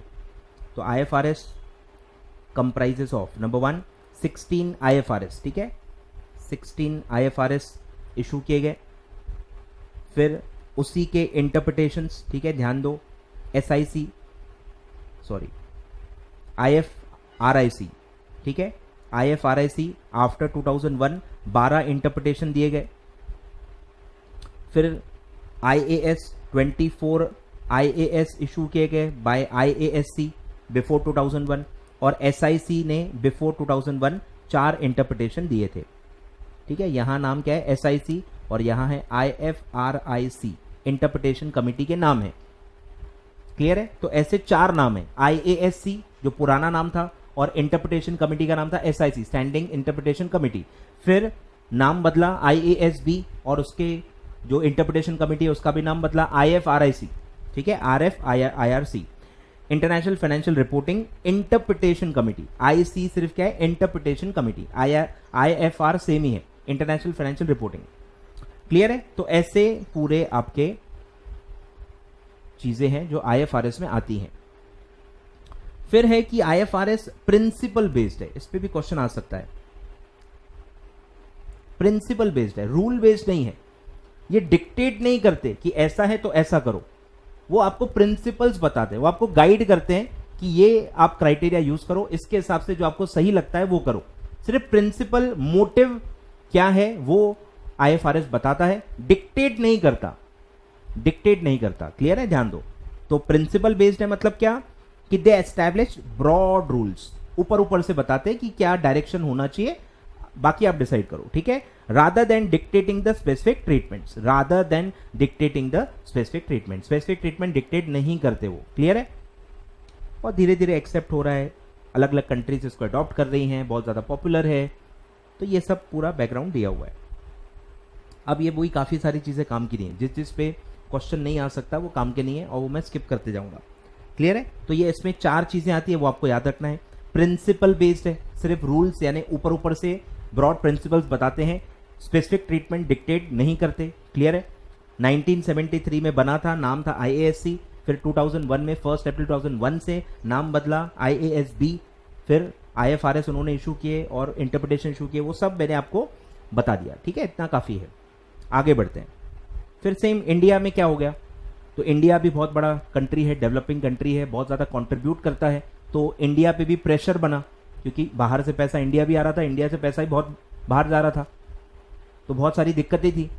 क्योंकि IFRS हम फॉलो नहीं करते थे, तो हमको अलग से अपने फाइनेंशियल्स अलग से बनाने पड़ते थे, अलग से जो प्रोफेशनल्स हैं उनको अलग से IFRS compliant, accounting standard compliant financial statement अलग से बनाने पड़ते थे, तो बहुत कॉस्टली था, बहुत ज्यादा कॉस्टली था। जो भी यूएस में जाके लिस्टेड थे उन पे रेगुलेशन था कि उनको अलग से उनके स्टैंडर्ड के हिसाब से फाइनेंशियल बना के देने पड़ते थे, तो बहुत ज्यादा कॉस्टली ये चीजें होती थी। कंपनीज के लिए भी बेटर है कि अगर IFRS इंडिया अडॉप्ट कर ले तो वही सब है। तो ICAI पे प्रेशर बढ़ा कि भैया आप ऐसे AS बनाओ जो IFRS से कॉम्प्लायंट हो।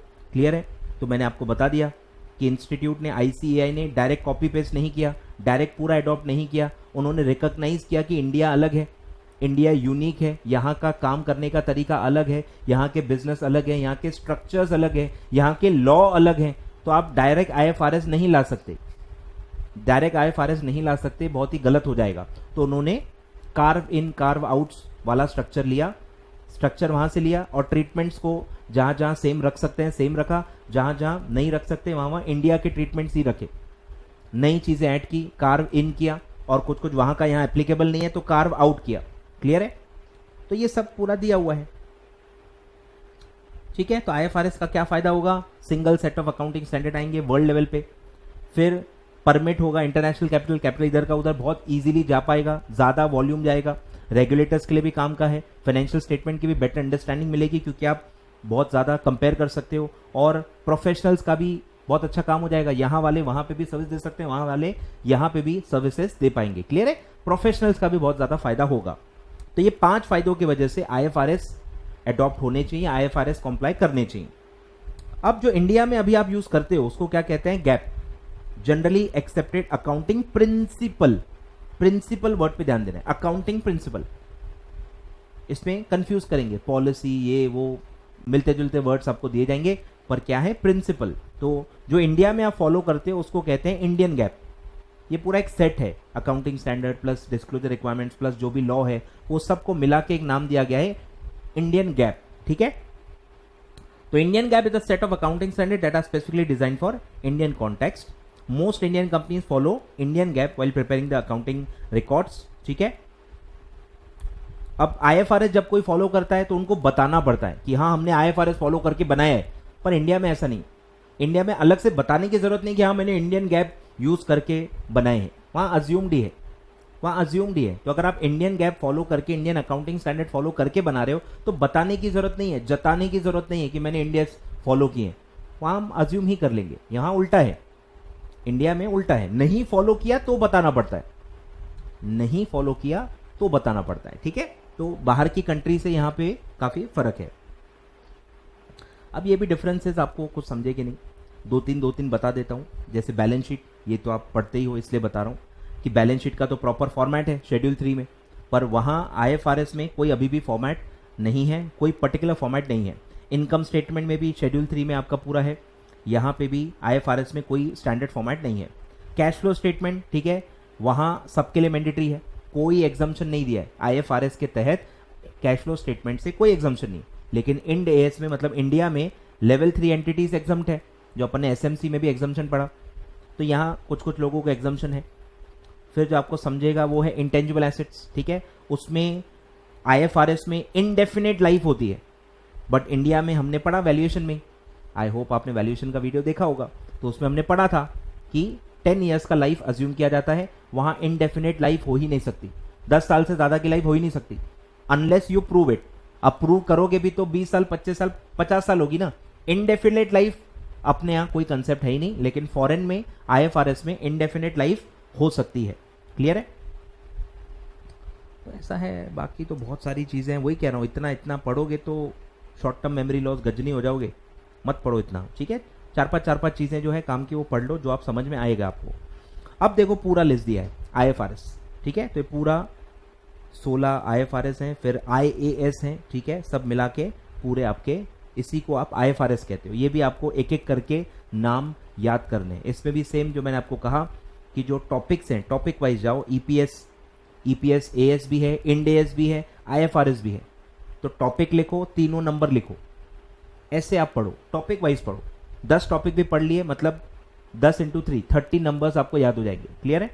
कंपैरेटिव में याद भी रहता है, ठीक है। Property plan and equipment, income tax, related parties, joint ventures, financial instruments, ठीक है, ये सब मैंने वैल्यूएशन में बताया था। Impairment of assets, intangible assets, ठीक है, ये सब मैंने आपको वैल्यूएशन में बताया था। ये सब आप ऐसे टॉपिक वाइज याद कर सकते हो, ठीक है, टॉपिक वाइज आप याद कर सकते हो। Fair value measurement, disclosures, financial instruments, ये सब मैंने आपको बताए थे, तो ये आप याद कर सकते हो। एक एक करके ऐसे आप याद करो और धीरे धीरे आपका ऑलमोस्ट पूरा याद हो जाएगा, ठीक है। तो ये था आपका पूरा पहला चैप्टर, जो कि मेजर चैप्टर था, जिसमें सबसे ज्यादा थ्योरी थी। क्लियर है? चलिए सर आगे बढ़ते हैं। अब है चैप्टर नंबर 11, इसमें भी बहुत सारी थ्योरी है, बहुत सारे इंस्टीट्यूशंस हैं इसी चैप्टर में है, जो फुल फॉर्म्स आते हैं, इसमें आते हैं सर फुल फॉर्म्स, ठीक है। तो हमारा अभी एब्रीविएशन वाला इसमें कवर होगा। क्लियर है? एब्रीविएशन वाला इसमें कवर होगा। बहुत सारे इंटरनेशनल ऑर्गेनाइजेशंस पढ़ेंगे। अब देखो ऑर्गेनाइजेशंस क्या है, अपने इंडिया में क्या क्या ऑर्गेनाइजेशंस हैं। एक है सेंट्रल गवर्नमेंट, फिर एक है आईसीएआई, फिर एक एनएफआरए, फिर है अकाउंटिंग स्टैंडर्ड बोर्ड। हमारे यहाँ जैसे इंस्टीट्यूशंस हैं वैसे ही हर कंट्री में है, वहां पे भी कोई ना कोई रेगुलेटर होगा। जैसे हमारे यहाँ सेबी है, एमसीए है, वहां पे कोई रेगुलेटर होगा। जैसे यहाँ पे आईसीएआई है, अकाउंटिंग स्टैंडर्ड बोर्ड है, वैसे ही वहां पे भी होगा। तो बस अलग अलग कंट्री के, या तो वो आईसीएआई जैसे हैं रेगुलेटर हैं वहां है, तो सिमिलर है, ऐसा कुछ कंपेयर करके पढ़ना है कि अच्छा यहाँ का आईसीएआई है, वहां का ये है, ऐसे नाम आपको ध्यान रखना है। चलिए, तो पहले तो अपने 3 गोल्डन प्रोफेशंस जो हैं, आईसीएआई, आईसीएसआई और आईसीएमएआई, नाम मैं ऑलरेडी बता चुका हूं, एब्रीविएशन पे उसमें डिबेट चल रहा है लीगल, तो मैं आईसीएमएआई कहूंगा, ठीक है। चलिए, तो ऐसे 3 जो बेसिक अपने यहाँ इंस्टीट्यूट्स हैं, प्रोफेशनल इंस्टीट्यूट्स हैं, तीनों पार्लियामेंट के स्पेशल एक्ट से बने हैं, तीनों के तीनों मिनिस्ट्री ऑफ कॉर्पोरेट अफेयर्स के दायरे में आते हैं, तीनों के तीनों मिनिस्ट्री ऑफ कॉर्पोरेट अफेयर्स के दायरे में आते हैं। क्लियर है? स्टार्ट करते हैं। चलो, पहला है आईसीए, ठीक है, जो अकाउंटिंग स्टैंडर्ड्स इशू करता है, ठीक है, चार्टर्ड अकाउंटेंट्स को रेगुलेट करता है, regulating the profession of chartered accountants in the country under the control of MCA. Second largest body है पूरे वर्ल्ड में अकाउंटिंग के लिए, सेकेंड लार्जेस्ट क्वेश्चन आ सकता है, शायद आ भी चुका होगा, रिपीट भी हो सकता है, काफी इंपॉर्टेंट है। Second largest body in the world, ठीक है। और जो इनके लॉ हैं, स्पेशल एक्ट कौन सा है जो पार्लियामेंट का है, chartered accountants act 1949 and chartered accountants regulation 1988, ये पार्लियामेंट के लॉज हैं जिसके तहत आईसीएआई बना है, यहां से सारे पावर डिराइव होते हैं। और फिर बहुत सारी चीजें दी हैं, हर रेगुलेटर जो प्रोफेशन को रेगुलेट करता है उसको सब करना है, मेंबर्स की क्वालिफिकेशंस, एग्जाम्स, पोस्ट क्वालिफिकेशन उनका अपडेट करना, सब वही है, तो मैं पढ़ूंगा नहीं क्योंकि ये सब बेसिक चीजें हैं। फिर institute of cost accountants of India, इसमें एक स्पेशल क्वेश्चन आता है कि 1944 में बना, लेकिन एज अ कंपनी बना, स्पेशल एक्ट ऑफ पार्लियामेंट से नहीं बना था, एक प्रॉपर कंपनी के फॉर्म में वो बना था for regulating the profession of cost accountancy या cost and management accountancy. Clear है? और फिर बाद में ऑन 28 मई 1959, इसीलिए आप जो एक्ट का ईयर पढ़ते हो 1959 है, पर अस्तित्व जो है वो 1944 से है, तब वो कंपनी थी, बाद में स्पेशल एक्ट ऑफ पार्लियामेंट पास हुआ और फिर वो गवर्नमेंट के दायरे में आ गई। क्लियर है? तो 28 मई 1959 जो आईसीएमए कर रहे हैं उनके लिए गोल्डन डेट है। ठीक है, 28 मई 1959 को स्पेशल एक्ट पास हुआ पार्लियामेंट का, cost and works accountant act 1959। ठीक है, ये नाम अभी भी वैसा ही है, cost and works accountants act 1959 as a statutory professional body for regulation the profession of cost and management accountancy. Clear है? तो ये क्वेश्चन आता है कि कौन सा बॉडी है जो पहले कंपनी फॉर्मेट में आया था, ईयर भी पूछ सकते हैं, तो वो है institute of cost accountants of India.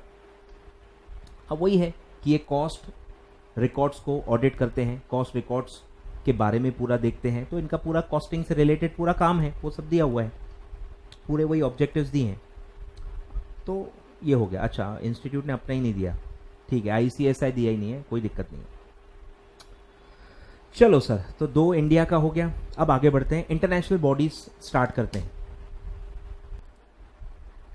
चलिए, अब है आईएफआरएस फाउंडेशन। ठीक है, तो पहले फाउंडेशन बना, फाउंडेशन से ये सारे बॉडीज बने। ठीक है, जो हमने पढ़ा ना, IASB जो पढ़ा, क्या पढ़ा देखो। तो जब आईएफआरएस बने तो पहले उसके लिए अलग से आईएफआरएस फाउंडेशन बना। ठीक है, ये एक not for profit 3 tyre structure है। ठीक है, 3 टायर गवर्नेंस स्ट्रक्चर है इसका, ये भी क्वेश्चन आता है। 3 टायर स्ट्रक्चर है। 3 टायर्स में क्या क्या है? पहला है बोर्ड यानी ये IASB जो हमने पढ़ा, पहला स्ट्रक्चर क्या आता है? IASB। दूसरा आता है आईएफआरएस फाउंडेशन ट्रस्टी यानी ट्रस्टी। आईएफआरएस फाउंडेशन तो नाम ही है, नाम क्या याद रखना है? ट्रस्टी। और थर्ड है मॉनिटरिंग बोर्ड। आए ख्याल में? तो 3 ऐसे पिलर्स हैं, 3 ऐसे टायर्स हैं, 3 टीयर स्ट्रक्चर्स होते हैं। तो पहला जो टीयर है वो क्या है? Board, IFRS board, sorry IASB board.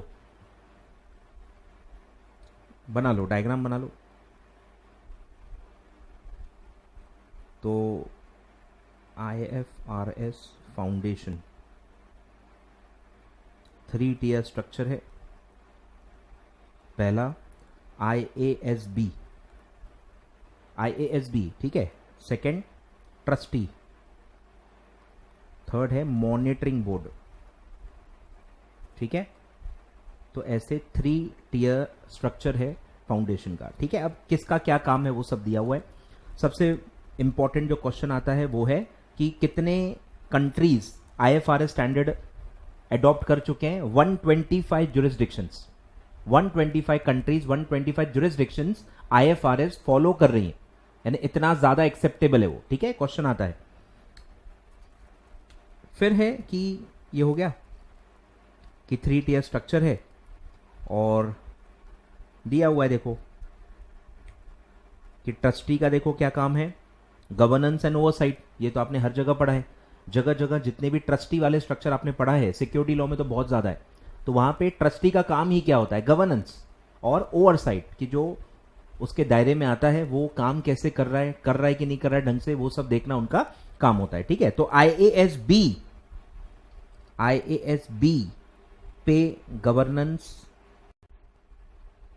And oversight रखने का काम ट्रस्टी का है। ठीक है, IASB पे गवर्नेंस और ओवरसाइट रखने का काम ट्रस्टी का है। ठीक है, फिर है कि ट्रस्टी टेक्निकल मैटर में दखल अंदाजी नहीं करते हैं। Trustees are not involve in technical matters relating to IFRS standard. ठीक है, वो सिर्फ बोर्ड बरोबर काम कर रहा है कि नहीं, एज अ बोर्ड जैसे ऑपरेट करना चाहिए, जैसे काम करना चाहिए, प्रोसीजर्स फॉलो करने चाहिए, वो सब वो कर रहा है कि नहीं, टेक्निकली वो क्या काम कर रहा है उसका उस पर कोई लेने देना नहीं है।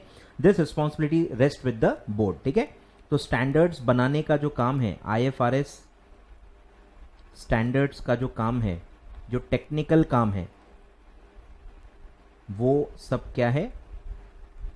बोर्ड के पास है, IASB के पास है। ठीक है, तो दिया है trustee are accountable to monitoring board. ठीक है, मॉनिटरिंग बोर्ड ट्रस्टी को अकाउंटेबल देखते हैं कि वो ट्रस्टी अपना काम बरोबर कर रहा है कि नहीं। ठीक है, तो trustees are accountable for monitoring board, a body of publicly accountable market authorities. ठीक है, ट्रस्टी का टर्म है 3 इयर्स और वो रिन्यू हो सकता है।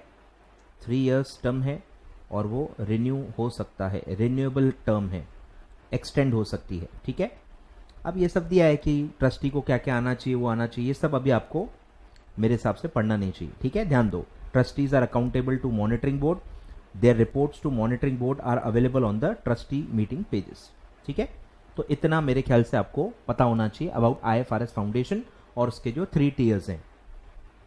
चलिए सर, अब आते हैं एडवाइजरी काउंसिल, ठीक है, नाम में मीनिंग है IFRS advisory council.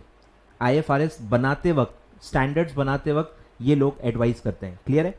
Advisory council is the formal advisory body to IASB, ठीक है। तो ये जो टेक्निकल काम IASB को दिया है, इसके लिए वो IFRS एडवाइजरी काउंसिल से एडवाइस लेते हैं, ठीक है, स्टैंडर्ड्स बनाने के लिए, ठीक है। तो दिया है, तो एडवाइस किसको किसको करेगा, IASB and the trustees of IFRS foundation, clear है। दोनों को एडवाइस करने का काम है, दोनों को एडवाइस करने का काम है एडवाइजरी काउंसिल का। तो वो सब दिया है।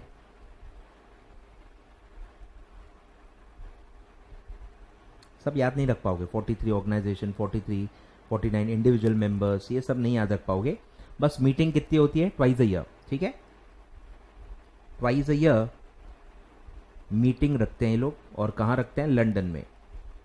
मजे हैं इनके, हमको भी कोई मीटिंग करवाओ यार लंदन में, ठीक है। तो वो सब दिया है, इससे ज़्यादा देखो याद नहीं रख पाओगे आप, फालतू मिक्स हो जाएगा सब, ठीक है।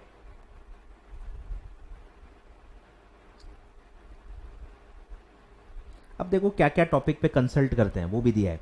Board consults IFRS advisory council on technical agenda, कि क्या क्या आने वाली मीटिंग में डिसीजंस लेने, एजेंडा। प्रोजेक्ट प्रायोरिटीज, पहले किस पे स्टैंडर्ड बनाना चाहिए, बाद में किस पे बनाना चाहिए, प्रायोरिटीज क्या होनी चाहिए, ये इससे आप कंसल्ट करते हो। कौन सा ज़्यादा अर्जेंट है वो एडवाइजरी बॉडी आपको बताएगी।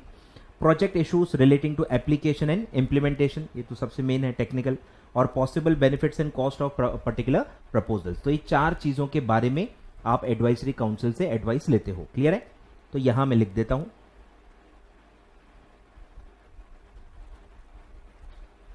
एडवाइस, ठीक है, काय का टेक्निकल एजेंडा, प्रोजेक्ट प्रायोरिटीज और प्रोजेक्ट से related benefits and costs of projects और प्रोजेक्ट इश्यूज,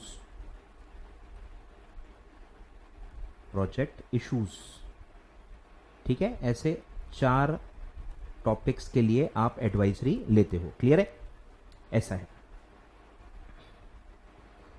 चलिए सर आगे बढ़ते हैं।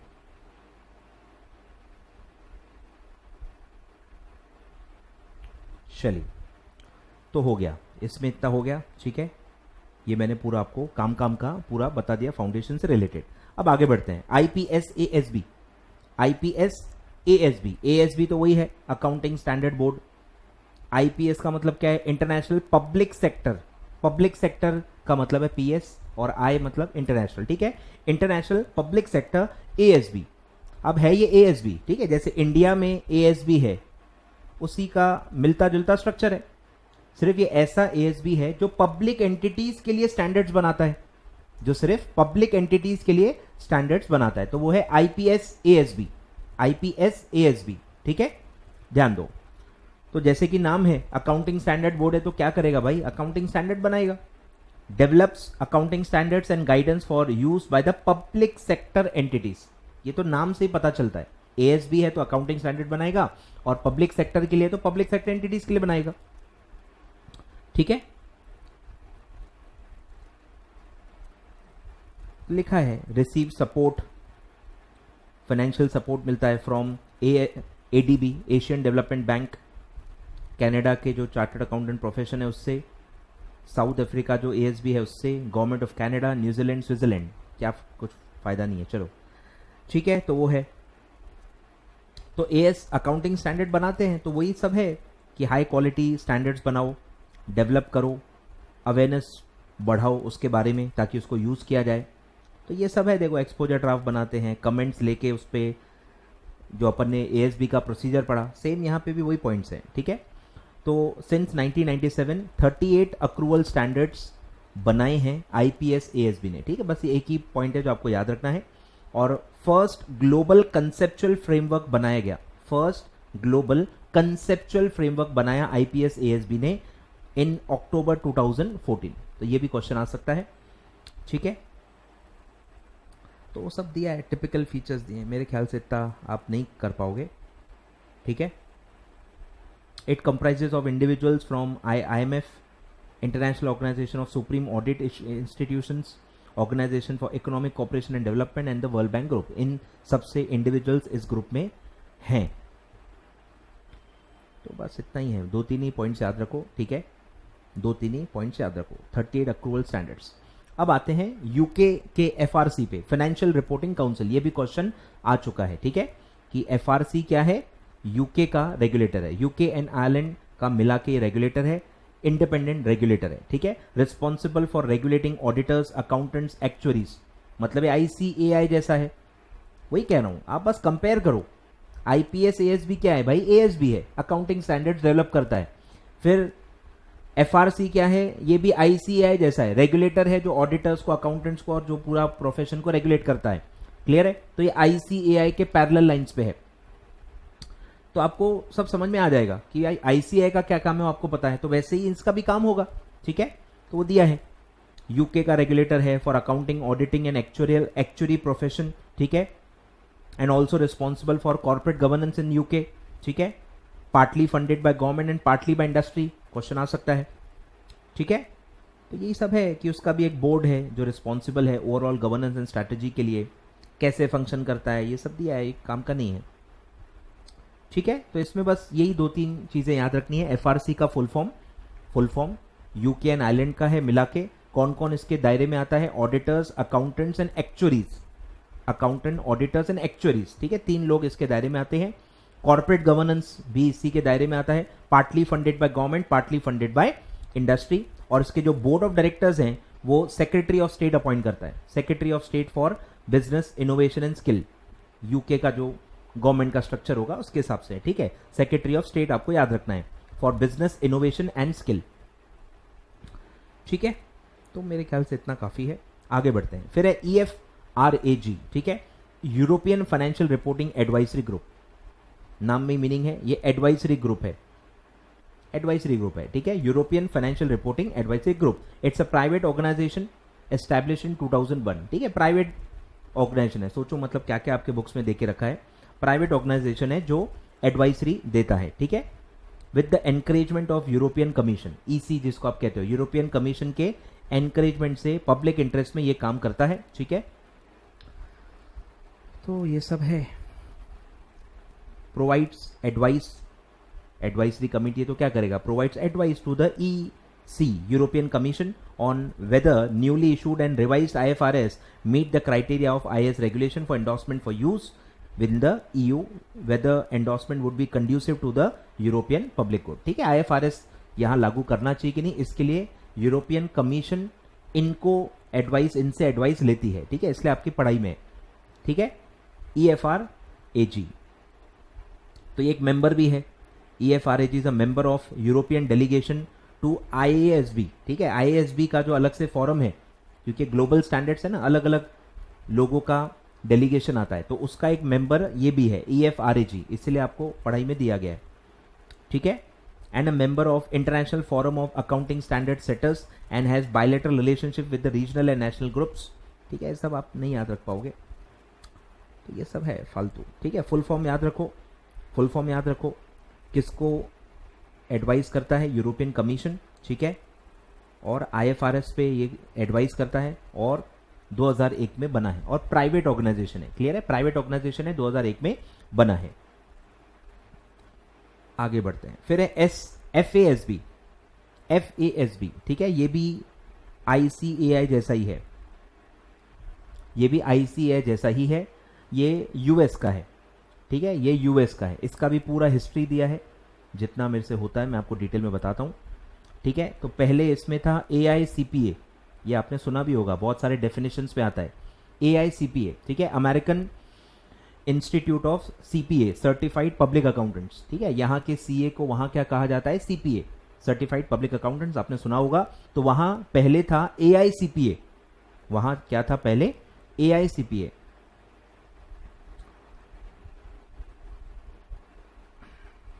तो वो कब से बना है वो नहीं दिया है, पर AICPA FASB में कब कन्वर्ट हुआ वो दिया हुआ है 1 जुलाई 1973।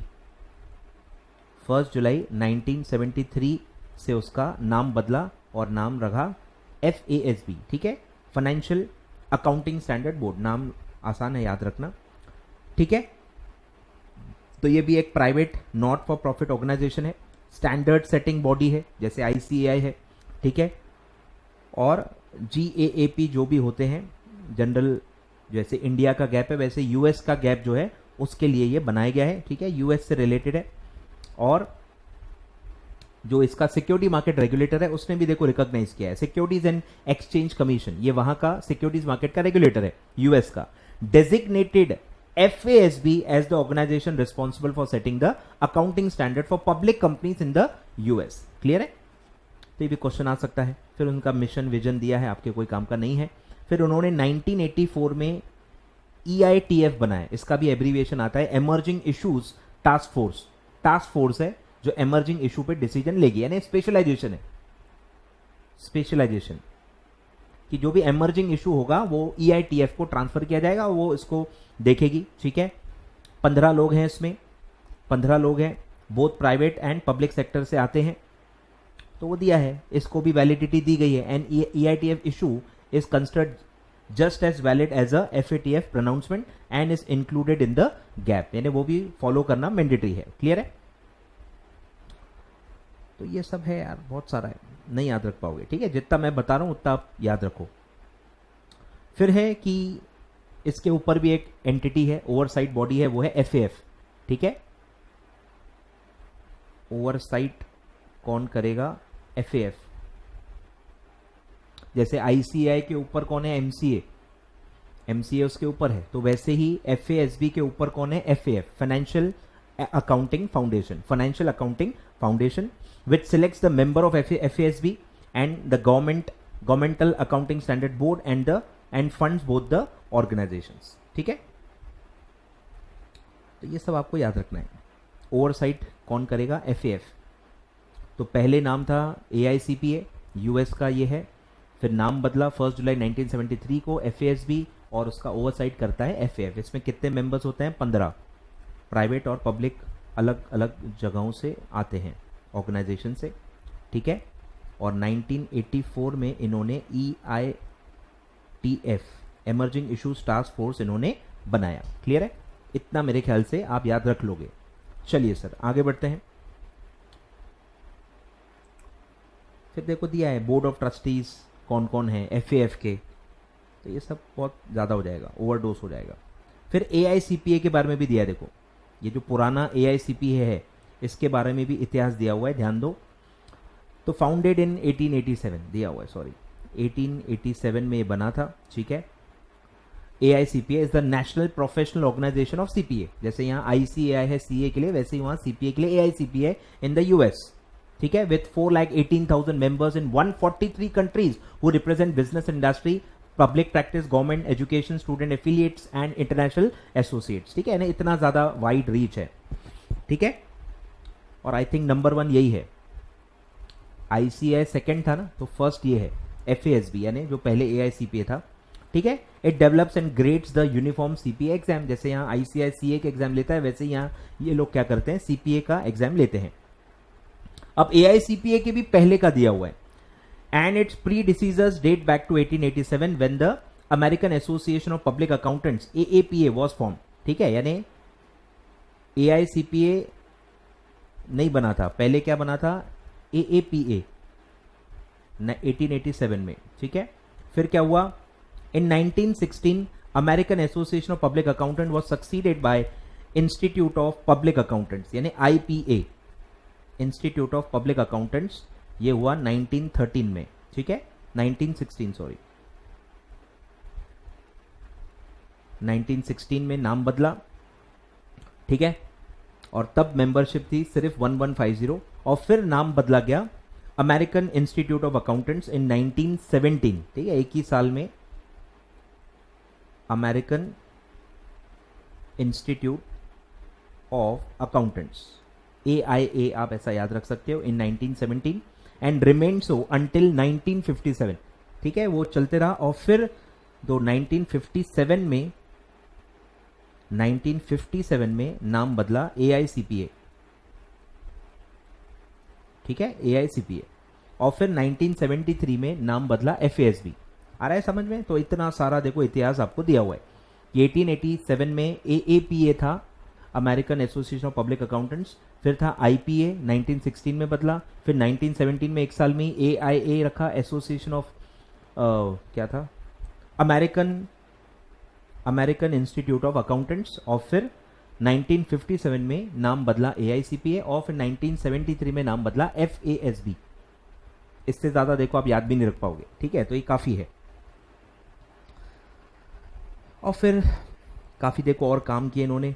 AICPA ने जॉइंट वेंचर किया CIMA, chartered institute of management accountant, ये भी डेफिनेशन में आपको आता ही होगा। तो AICPA प्लस सीमा ने जॉइंट वेंचर किया 2012 में। ठीक है, और उन्होंने एक नया डेजिग्नेशन बनाया, वो है CGMA, chartered global management accountant. ठीक है, तो ये भी आप भले लिखते जाओ, कोई दिक्कत नहीं है। AICPA प्लस सीमा क्या बनाया, CGMA 2012 में, जनवरी 2012। ठीक है, फिर 2014 इन्होंने एक और कारनामा किया। ठीक है, क्या किया, एक नया कोर्स बनाया। इन 2014 AICPA एंड सीमा को क्रिएटेड GMAP। ठीक है, इन्होंने ही बनाया मिलके। ठीक है, तो ये सब। और एक है 2016 members of both evolved a joint venture through the creation of new international association। ठीक है, the Association of International Certified Public Accountants। ठीक है, launched in 2017। तो ये सब देखो बहुत ज़्यादा हो जाएगा, छोड़ो, बहुत ज़्यादा हो जाएगा, इतना आप याद रखो काफ़ी है।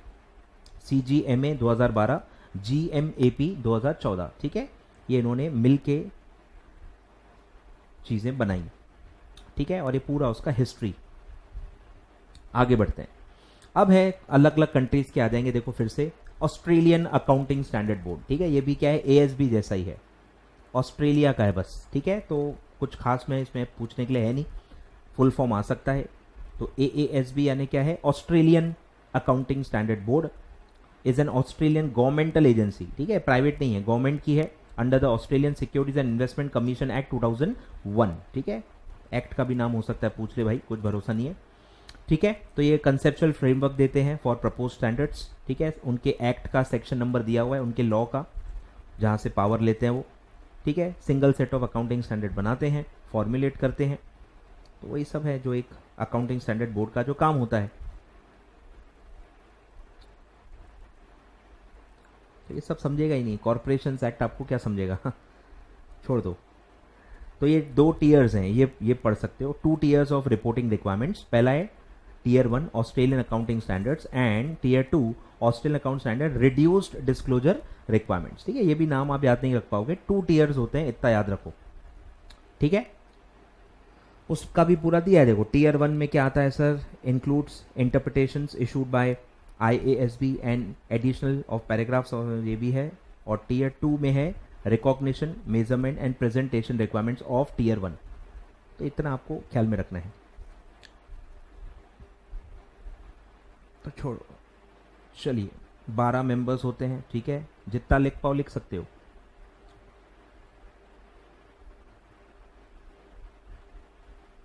ठीक है, 12 मेंबर। फिर आगे बढ़ते हैं। Chartered accountants Australia and New Zealand type. ठीक है, CAANZ ये आता है फुल फॉर्म। ठीक है, CAANZ chartered accountants Australia and New Zealand. तो इन्होंने मर्ज किया। देखो institute of chartered accountant Australia was the professional body representing chartered accountants in Australia. It has over 61,000 members and some 12,000 students. One of the 3 major legally recognized professional accounting body in Australia. Other are CPA Australia and Institute of Public Accountants. Founding member है ये GAA का, बार बार ये आएगा हर अलग अलग इसमें। ठीक है, और सारे जो लिस्टेड एंटिटीज हैं, टॉप ASX वहाँ का स्टॉक एक्सचेंज है, उसका जो भी जहाँ लिस्टेड है उसके सारे 100% ऑडिट्स यही चार्टर्ड अकाउंटेंट्स करते हैं, ठीक है। फिर इन्होंने देखो अमालगमेशन किया, ठीक है, अमालगमेशन किया ऑन December 31st 2014, काफ़ी इंपॉर्टेंट है एग्जाम पॉइंट ऑफ व्यू से, ठीक है, December 31st 2014, ठीक है। तो अब इसका भी फुल फॉर्म वही हो रहा है, देखो, institute of chartered accountants in Australia, ठीक है। तो ऑस्ट्रेलिया प्लस न्यूजीलैंड, ठीक है, इन दोनों ने मर्ज किया और CAANZ बनाया, ठीक है। तो वो दिया है, and the New Zealand institute of chartered accountants NZICA amalgamated to become one body that is CAANZ, ठीक है। तो इसके दोनों कंट्री के मेंबर हैं, ठीक है, members in both Australia and New Zealand, and has a vision to empower members to become leaders and shapers of finance and business Australia and New Zealand। ये वो सब फायदे दिए हुए हैं, तो इसमें भी कुछ खास है नहीं, फुल फॉर्म है, और ये जो डेट है December 31st 2014, बस दो ही फिल इन द ब्लैंक आ सकते हैं, क्लियर है। चलिए सर, फिर है FRAS कैनेडा, कैनेडा का पूरा वही दिया है, financial reporting and assurance standard, reporting and assurance standards Canada, ठीक है। तो इसमें तो कुछ भी नहीं पूछने लायक, ये भी वही है कि स्टैंडर्ड्स बनाती है, board establishes and maintain standards on accounting and auditing, ठीक है, और ओवरसाइट बॉडी भी है, कुछ भी नहीं है इसमें, सिर्फ फुल फॉर्म है और कुछ भी एग्जाम ओरिएंटेड नहीं है, क्लियर है। चलिए सर आगे बढ़ते हैं, फिर है Canadian institute of chartered accountants, यानी वही कैनेडा का ICAI, कैनेडा का ICAI, ठीक है, Canadian institute of chartered accountant CICA, ये भी फुल फॉर्म में आता है CICA, ठीक है। Canadian institute of chartered accountants incorporated by the act of parliament of Canada in 1902, ठीक है, ख्याल में रखना है, इंडिया से भी पहले था, ठीक है। Letter become Canadian institute of chartered accountants act, ये भी नॉट फॉर प्रॉफिट ऑर्गेनाइजेशन है, ठीक है, अकाउंटिंग प्रोफेशनल्स के लिए जो कनाडा में काम करते हैं, और उन्होंने वहाँ का गैप जो है वहाँ बनाया फॉर अकाउंटिंग एंड ऑडिटिंग, ठीक है। ये भी फाउंडिंग मेंबर्स थे GAA के और IFAC के, इस पे मेरे ख्याल से क्वेश्चन नहीं आएगा। और फिर है in 2014 CICA merge with Canada's two other major accounting delegations to form chartered professional accountants of Canada, ठीक है, chartered professional accountants of Canada, ठीक है, 2014 में अदर बॉडीज के साथ वो मर्ज हो गया। फिर है जापान, इसमें भी कुछ है नहीं, फुल फॉर्म ही है accounting standard board of Japan, ASBJ, तो J फॉर जापान, ठीक है। तो ये भी प्राइवेट सेक्टर ऑर्गेनाइजेशन है, अकाउंटिंग स्टैंडर्ड बोर्ड है तो अकाउंटिंग स्टैंडर्ड बनाती होगी, लिखा ही है देखो, study research develop the accounting standard, recommend करो, ठीक है, यही सब दिया हुआ है, जो ASB इंडिया में करती है वो ये करते हैं। फिर है XRB New Zealand, XRB external reporting board, ठीक है, external reporting board is a independent crown entity established by financial reporting act 1993 and subject to crown entities act 2000, crown entity act 2004, ठीक है, नाम याद रखने हैं आपको, नाम याद रखने हैं, financial reporting act 1993 and subject to crown entities act 2004 came into existence in July 1st 2011 and which when amendments to the act came into force, XRB was constituted from the accounting standard review board, ठीक है, review board होता है ना अलग से जो review करता है सारे स्टैंडर्ड्स को, वहां से ये बना है एक्सटर्नल रिपोर्टिंग बोर्ड, ठीक है। तो काम क्या है, developing and implementing overall strategy for the reporting standards and auditing and assurance standards, ठीक है, अपने यहाँ सब ICAI करता है, ठीक है। Preparing and issuing auditing standards और auditing and assurance standards including professional and ethical standard that will govern the professional conduct of the auditors, ठीक है। मतलब ये भी थोड़ा बहुत ICAI जैसा ही है। ICAI में एक्चुअली क्या होता है, कमिटीज बने होते हैं बहुत सारे, अकाउंटिंग के लिए अलग, ऑडिटिंग के लिए अलग, स्टैंडर्ड्स ऑन ऑडिटिंग अलग, सब अलग अलग अलग होता है, बहुत सारे कमिटीज हैं, तो यहां अलग अलग ऑर्गेनाइजेशन के नाम दिए हुए हैं, ठीक है। तो 3 बेसिक क्या रिस्पॉन्सिबिलिटी है, establishing and maintaining New Zealand's financial reporting strategy, governance and appointment and monitoring of New Zealand ASB and the assurance standard board, ठीक है। तो स्ट्रैटेजी का ही मेन काम है, हो गया। तो ये सारे आपको फुल फॉर्म्स याद करने हैं, ठीक है। तो ये आपका सेकेंड चैप्टर समाप्त होता है। मेनली सारे बॉडीज हैं, कौन से कंट्री के हैं, कौन से ईयर में क्या हुआ, 2-3 बॉडीज का पूरा इतिहास दिया है, ईयर वाइज कैसे कैसे नाम बदले, कितने मेंबर्स हैं, ये सब आपको इसमें याद करना है। क्लियर है? मेजॉरिटी चीजें मैंने आपको बता दी है, और क्या क्या इग्नोर करना है ये भी मैंने आपको बता दिया। वो भी बहुत ही ज्यादा इंपॉर्टेंट है कि आप गलत चीजों में टाइम वेस्ट करोगे फिर आपको वो चीजें टफ लगेंगी। ठीक है? आपका विजन क्लियर होना चाहिए कि मैं एग्जाम के लिए पढ़ रहा हूं और एग्जाम में क्या टाइप के क्वेश्चन आ सकते हैं उसी के हिसाब से आपको पढ़ना पड़ेगा। ठीक है? इतना स्मार्ट वर्क आपको करना पड़ेगा। चलिए सर, अब आते हैं लास्ट, इसमें कुछ ज्यादा बचा ही नहीं है। ये जो आपका है इसमें सिर्फ इंप्लीमेंटेशन का स्केड्यूल हम पढ़ेंगे, बाकी तो पूरा फिर आपको इंड एएस वगैरह दिए हुए हैं, वो भी मैंने बताया था। इंडिविजुअल इंड एएस आपको नहीं पढ़ने हैं। क्लियर है? इंडिविजुअल एएस और इंडिविजुअल इंड एएस आपको नहीं पढ़ने हैं। क्लियर है? चलिए sir, adoption, convergence and interpretation of IFRS and accounting standard in India. चलिए, तो ये ओरिजिनल चीजें दी हुई हैं। ठीक है? काम की क्या है मैं आपको बता रहा हूं। ठीक है? तो इंड एएस लागू कैसे हुए? Companies Indian accounting standard rules 2015 notify हुए थे 2015 में। किसने नोटिफाई किए? Ministry of corporate affairs. ठीक है? एमसीए ने वो नोटिफाई किए और हर साल उसको अमेंड भी किया, क्योंकि इंप्लीमेंटेशन इतना आसान नहीं है। अलग अलग अमेंडमेंट्स हुए 2016, 17, 18, 19, 4 बार अमेंडमेंट हो चुके हैं। हर साल में एक एक अमेंडमेंट आया था और फिर हमने पढ़ा है कि इंड एएस क्या है? अकाउंटिंग स्टैंडर्ड ही है, लेकिन वो हार्मोनाइज्ड है, कॉन्वर्ज्ड है विथ आईएफआरएस। ठीक है? और कार्व इन कार्व आउट्स भी मैंने आपको बता दिया। अब ध्यान देते हैं कि ये लागू कैसे हुआ। ठीक है? तो गवर्नमेंट ऑफ इंडिया ने 16 फरवरी 2015, ठीक है, इंपॉर्टेंट है डेट, 16 फरवरी 2015 को नोटिफाई कर दिए इंड एएस। ठीक है? तो वो हो गया और पूरा रोड मैप दिया।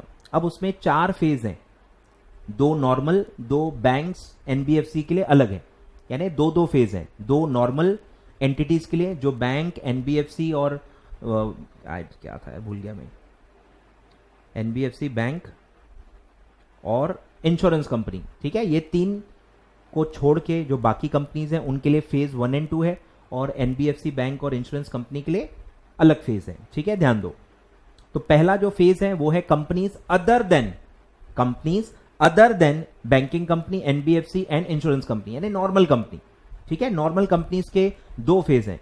पहला फेज स्टार्ट होता है 1/4/2016, इनको मैंडेटरीली लागू करना है, इंड एएस के हिसाब से बनाना है। ठीक है? तो कौन कौन आता है इसमें? ध्यान दो।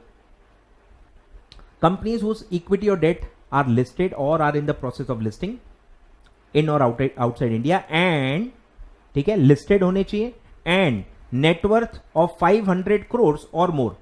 पूरा जो इंप्लीमेंटेशन है नेटवर्थ के बेसिस पे ही हो रहा है, पूरा इंप्लीमेंटेशन नेटवर्थ क्राइटेरिया पे ही हो रहा है। तो आप लिस्टेड हो और आपका नेटवर्थ 500 करोड़ एग्जैक्ट है या मोर देन दैट है, तो आप इसमें आ जाओगे। 1/4/2016 से आपको इंड एएस फॉलो करने हैं।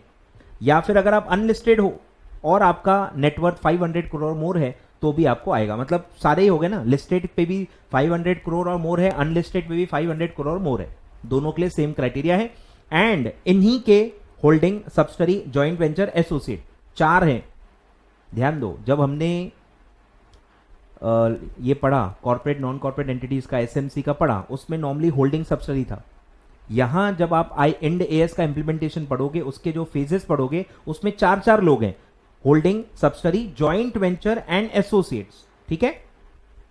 तो चारों इनके, उनको भी फेज 1 में ही लागू करना पड़ेगा। क्लियर है? आगे बढ़ते हैं। तो 2016 से आपको बनाना है। ठीक है? अब एक कंपैरेटिव आप भूल जाओ, बहुत ज्यादा कॉम्प्लिकेशन हो जाएगा। फिर है सेकेंड फेज, वो स्टार्ट होगा 1/4/2017। ठीक है? ये किसके लिए है? लिस्टेड कंपनी जिनका नेटवर्थ 500 करोड़ से लेस है, मतलब पूरे लिस्टेड कंपनी जो 500 करोड़ से कम है। अब यहां लिस्टेड अनलिस्टेड के लिए थोड़ा क्राइटेरिया अलग है, ध्यान देना। 500 करोड़ से आपका नेटवर्थ कम है, मिनिमम कितना है वो क्लॉज नहीं दिया है। जितने भी लिस्टेड कंपनी है जिनका नेटवर्थ 500 करोड़ से कम है, वो फेज 2 में 1/4/2017 से लागू करेंगे। फिर अनलिस्टेड के लिए देखो यहां क्राइटेरिया अलग है, जो 250 के ऊपर है और 500 के नीचे, इसमें रेंज दी है। 250 के ऊपर है और 500 तक है, अनलिस्टेड है, तो आप फेज 2 में आओगे। मतलब 250 के नीचे है तो आप फेज 2 में नहीं आओगे। ठीक है? ध्यान दो। और फिर same holding subsidiary joint venture associate इनके वो भी आएंगे। क्लियर है? तो ऐसे दो चीजें आपको याद रखनी है। 1/4/2016 पहला फेज, ठीक है, क्या है? Listed company, unlisted company, net worth 500 crore more, फिर इन्हीं के holding subsidiary joint venture associate. पहला फेज एकदम क्लीन है। सेकंड फेज 1/4/2017 से आएगा। कौन कौन आएगा? लिस्टेड कंपनी जिसका नेटवर्थ लेस देन 500 करोड़ है, ठीक है, लेस देन 500 करोड़ है, और अनलिस्टेड में है 250 और मोर। ध्यान दो, 250 भी इंक्लूडेड है, 250 और मोर, लेकिन लेस देन 500, ठीक है। तो एग्जैक्ट 500 कहां कवर्ड है? ऊपर फेज 1 में कवर्ड है। ध्यान देना, कंफ्यूजन हो सकता है आपको। एग्जैक्ट 500 भी फेज 1 में ही है, एग्जैक्ट 500 भी फेज 1 में ही है। क्लियर है?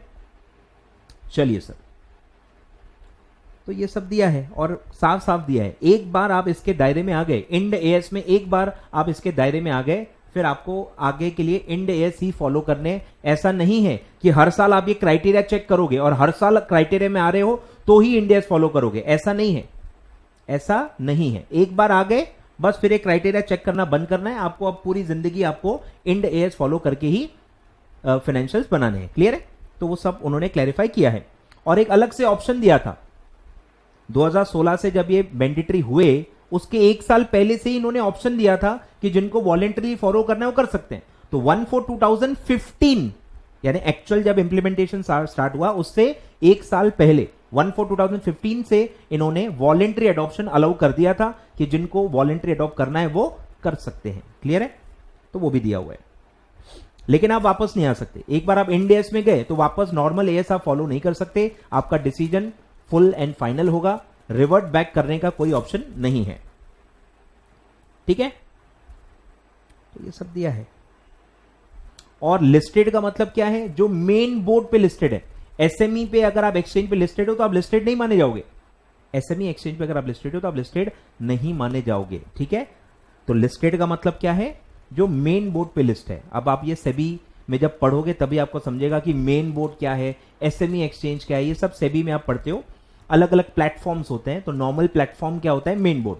और अलग अलग फिर प्लेटफॉर्म्स बनते हैं स्टॉक एक्सचेंज के अंदर ही। One of them is SME exchange. यहां पे स्मॉल एंड मीडियम एंटरप्राइज अलग से लिस्ट करवा सकती हैं। ठीक है? तो ये था नॉर्मल कंपनीज।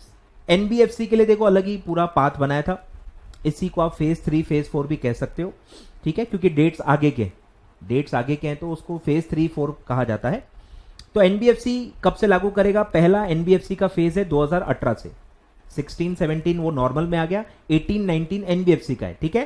तो 1/4/2018 से कौन कौन से एनबीएफसी को लागू होगा? NBFC having net worth of 500 crore और मोर, सेम है, अमाउंट सेम है, and holding subsidiary joint venture associate of the above company. ठीक है? लिस्टेड अनलिस्टेड कुछ नहीं लिखा है। सारे एनबीएफसी जिनका नेटवर्थ 500 करोड़ मोर है, आप फेज 3 में आओगे। 1/4/2018 से आपको इंड एएस फॉलो करना है। क्लियर है? फिर है fourth phase which starts from 1/4/2019। इसमें कौन कौन आता है? लिस्टेड अलग है। देखो, listed entities having less than 500 crore, same जैसे ऊपर में था।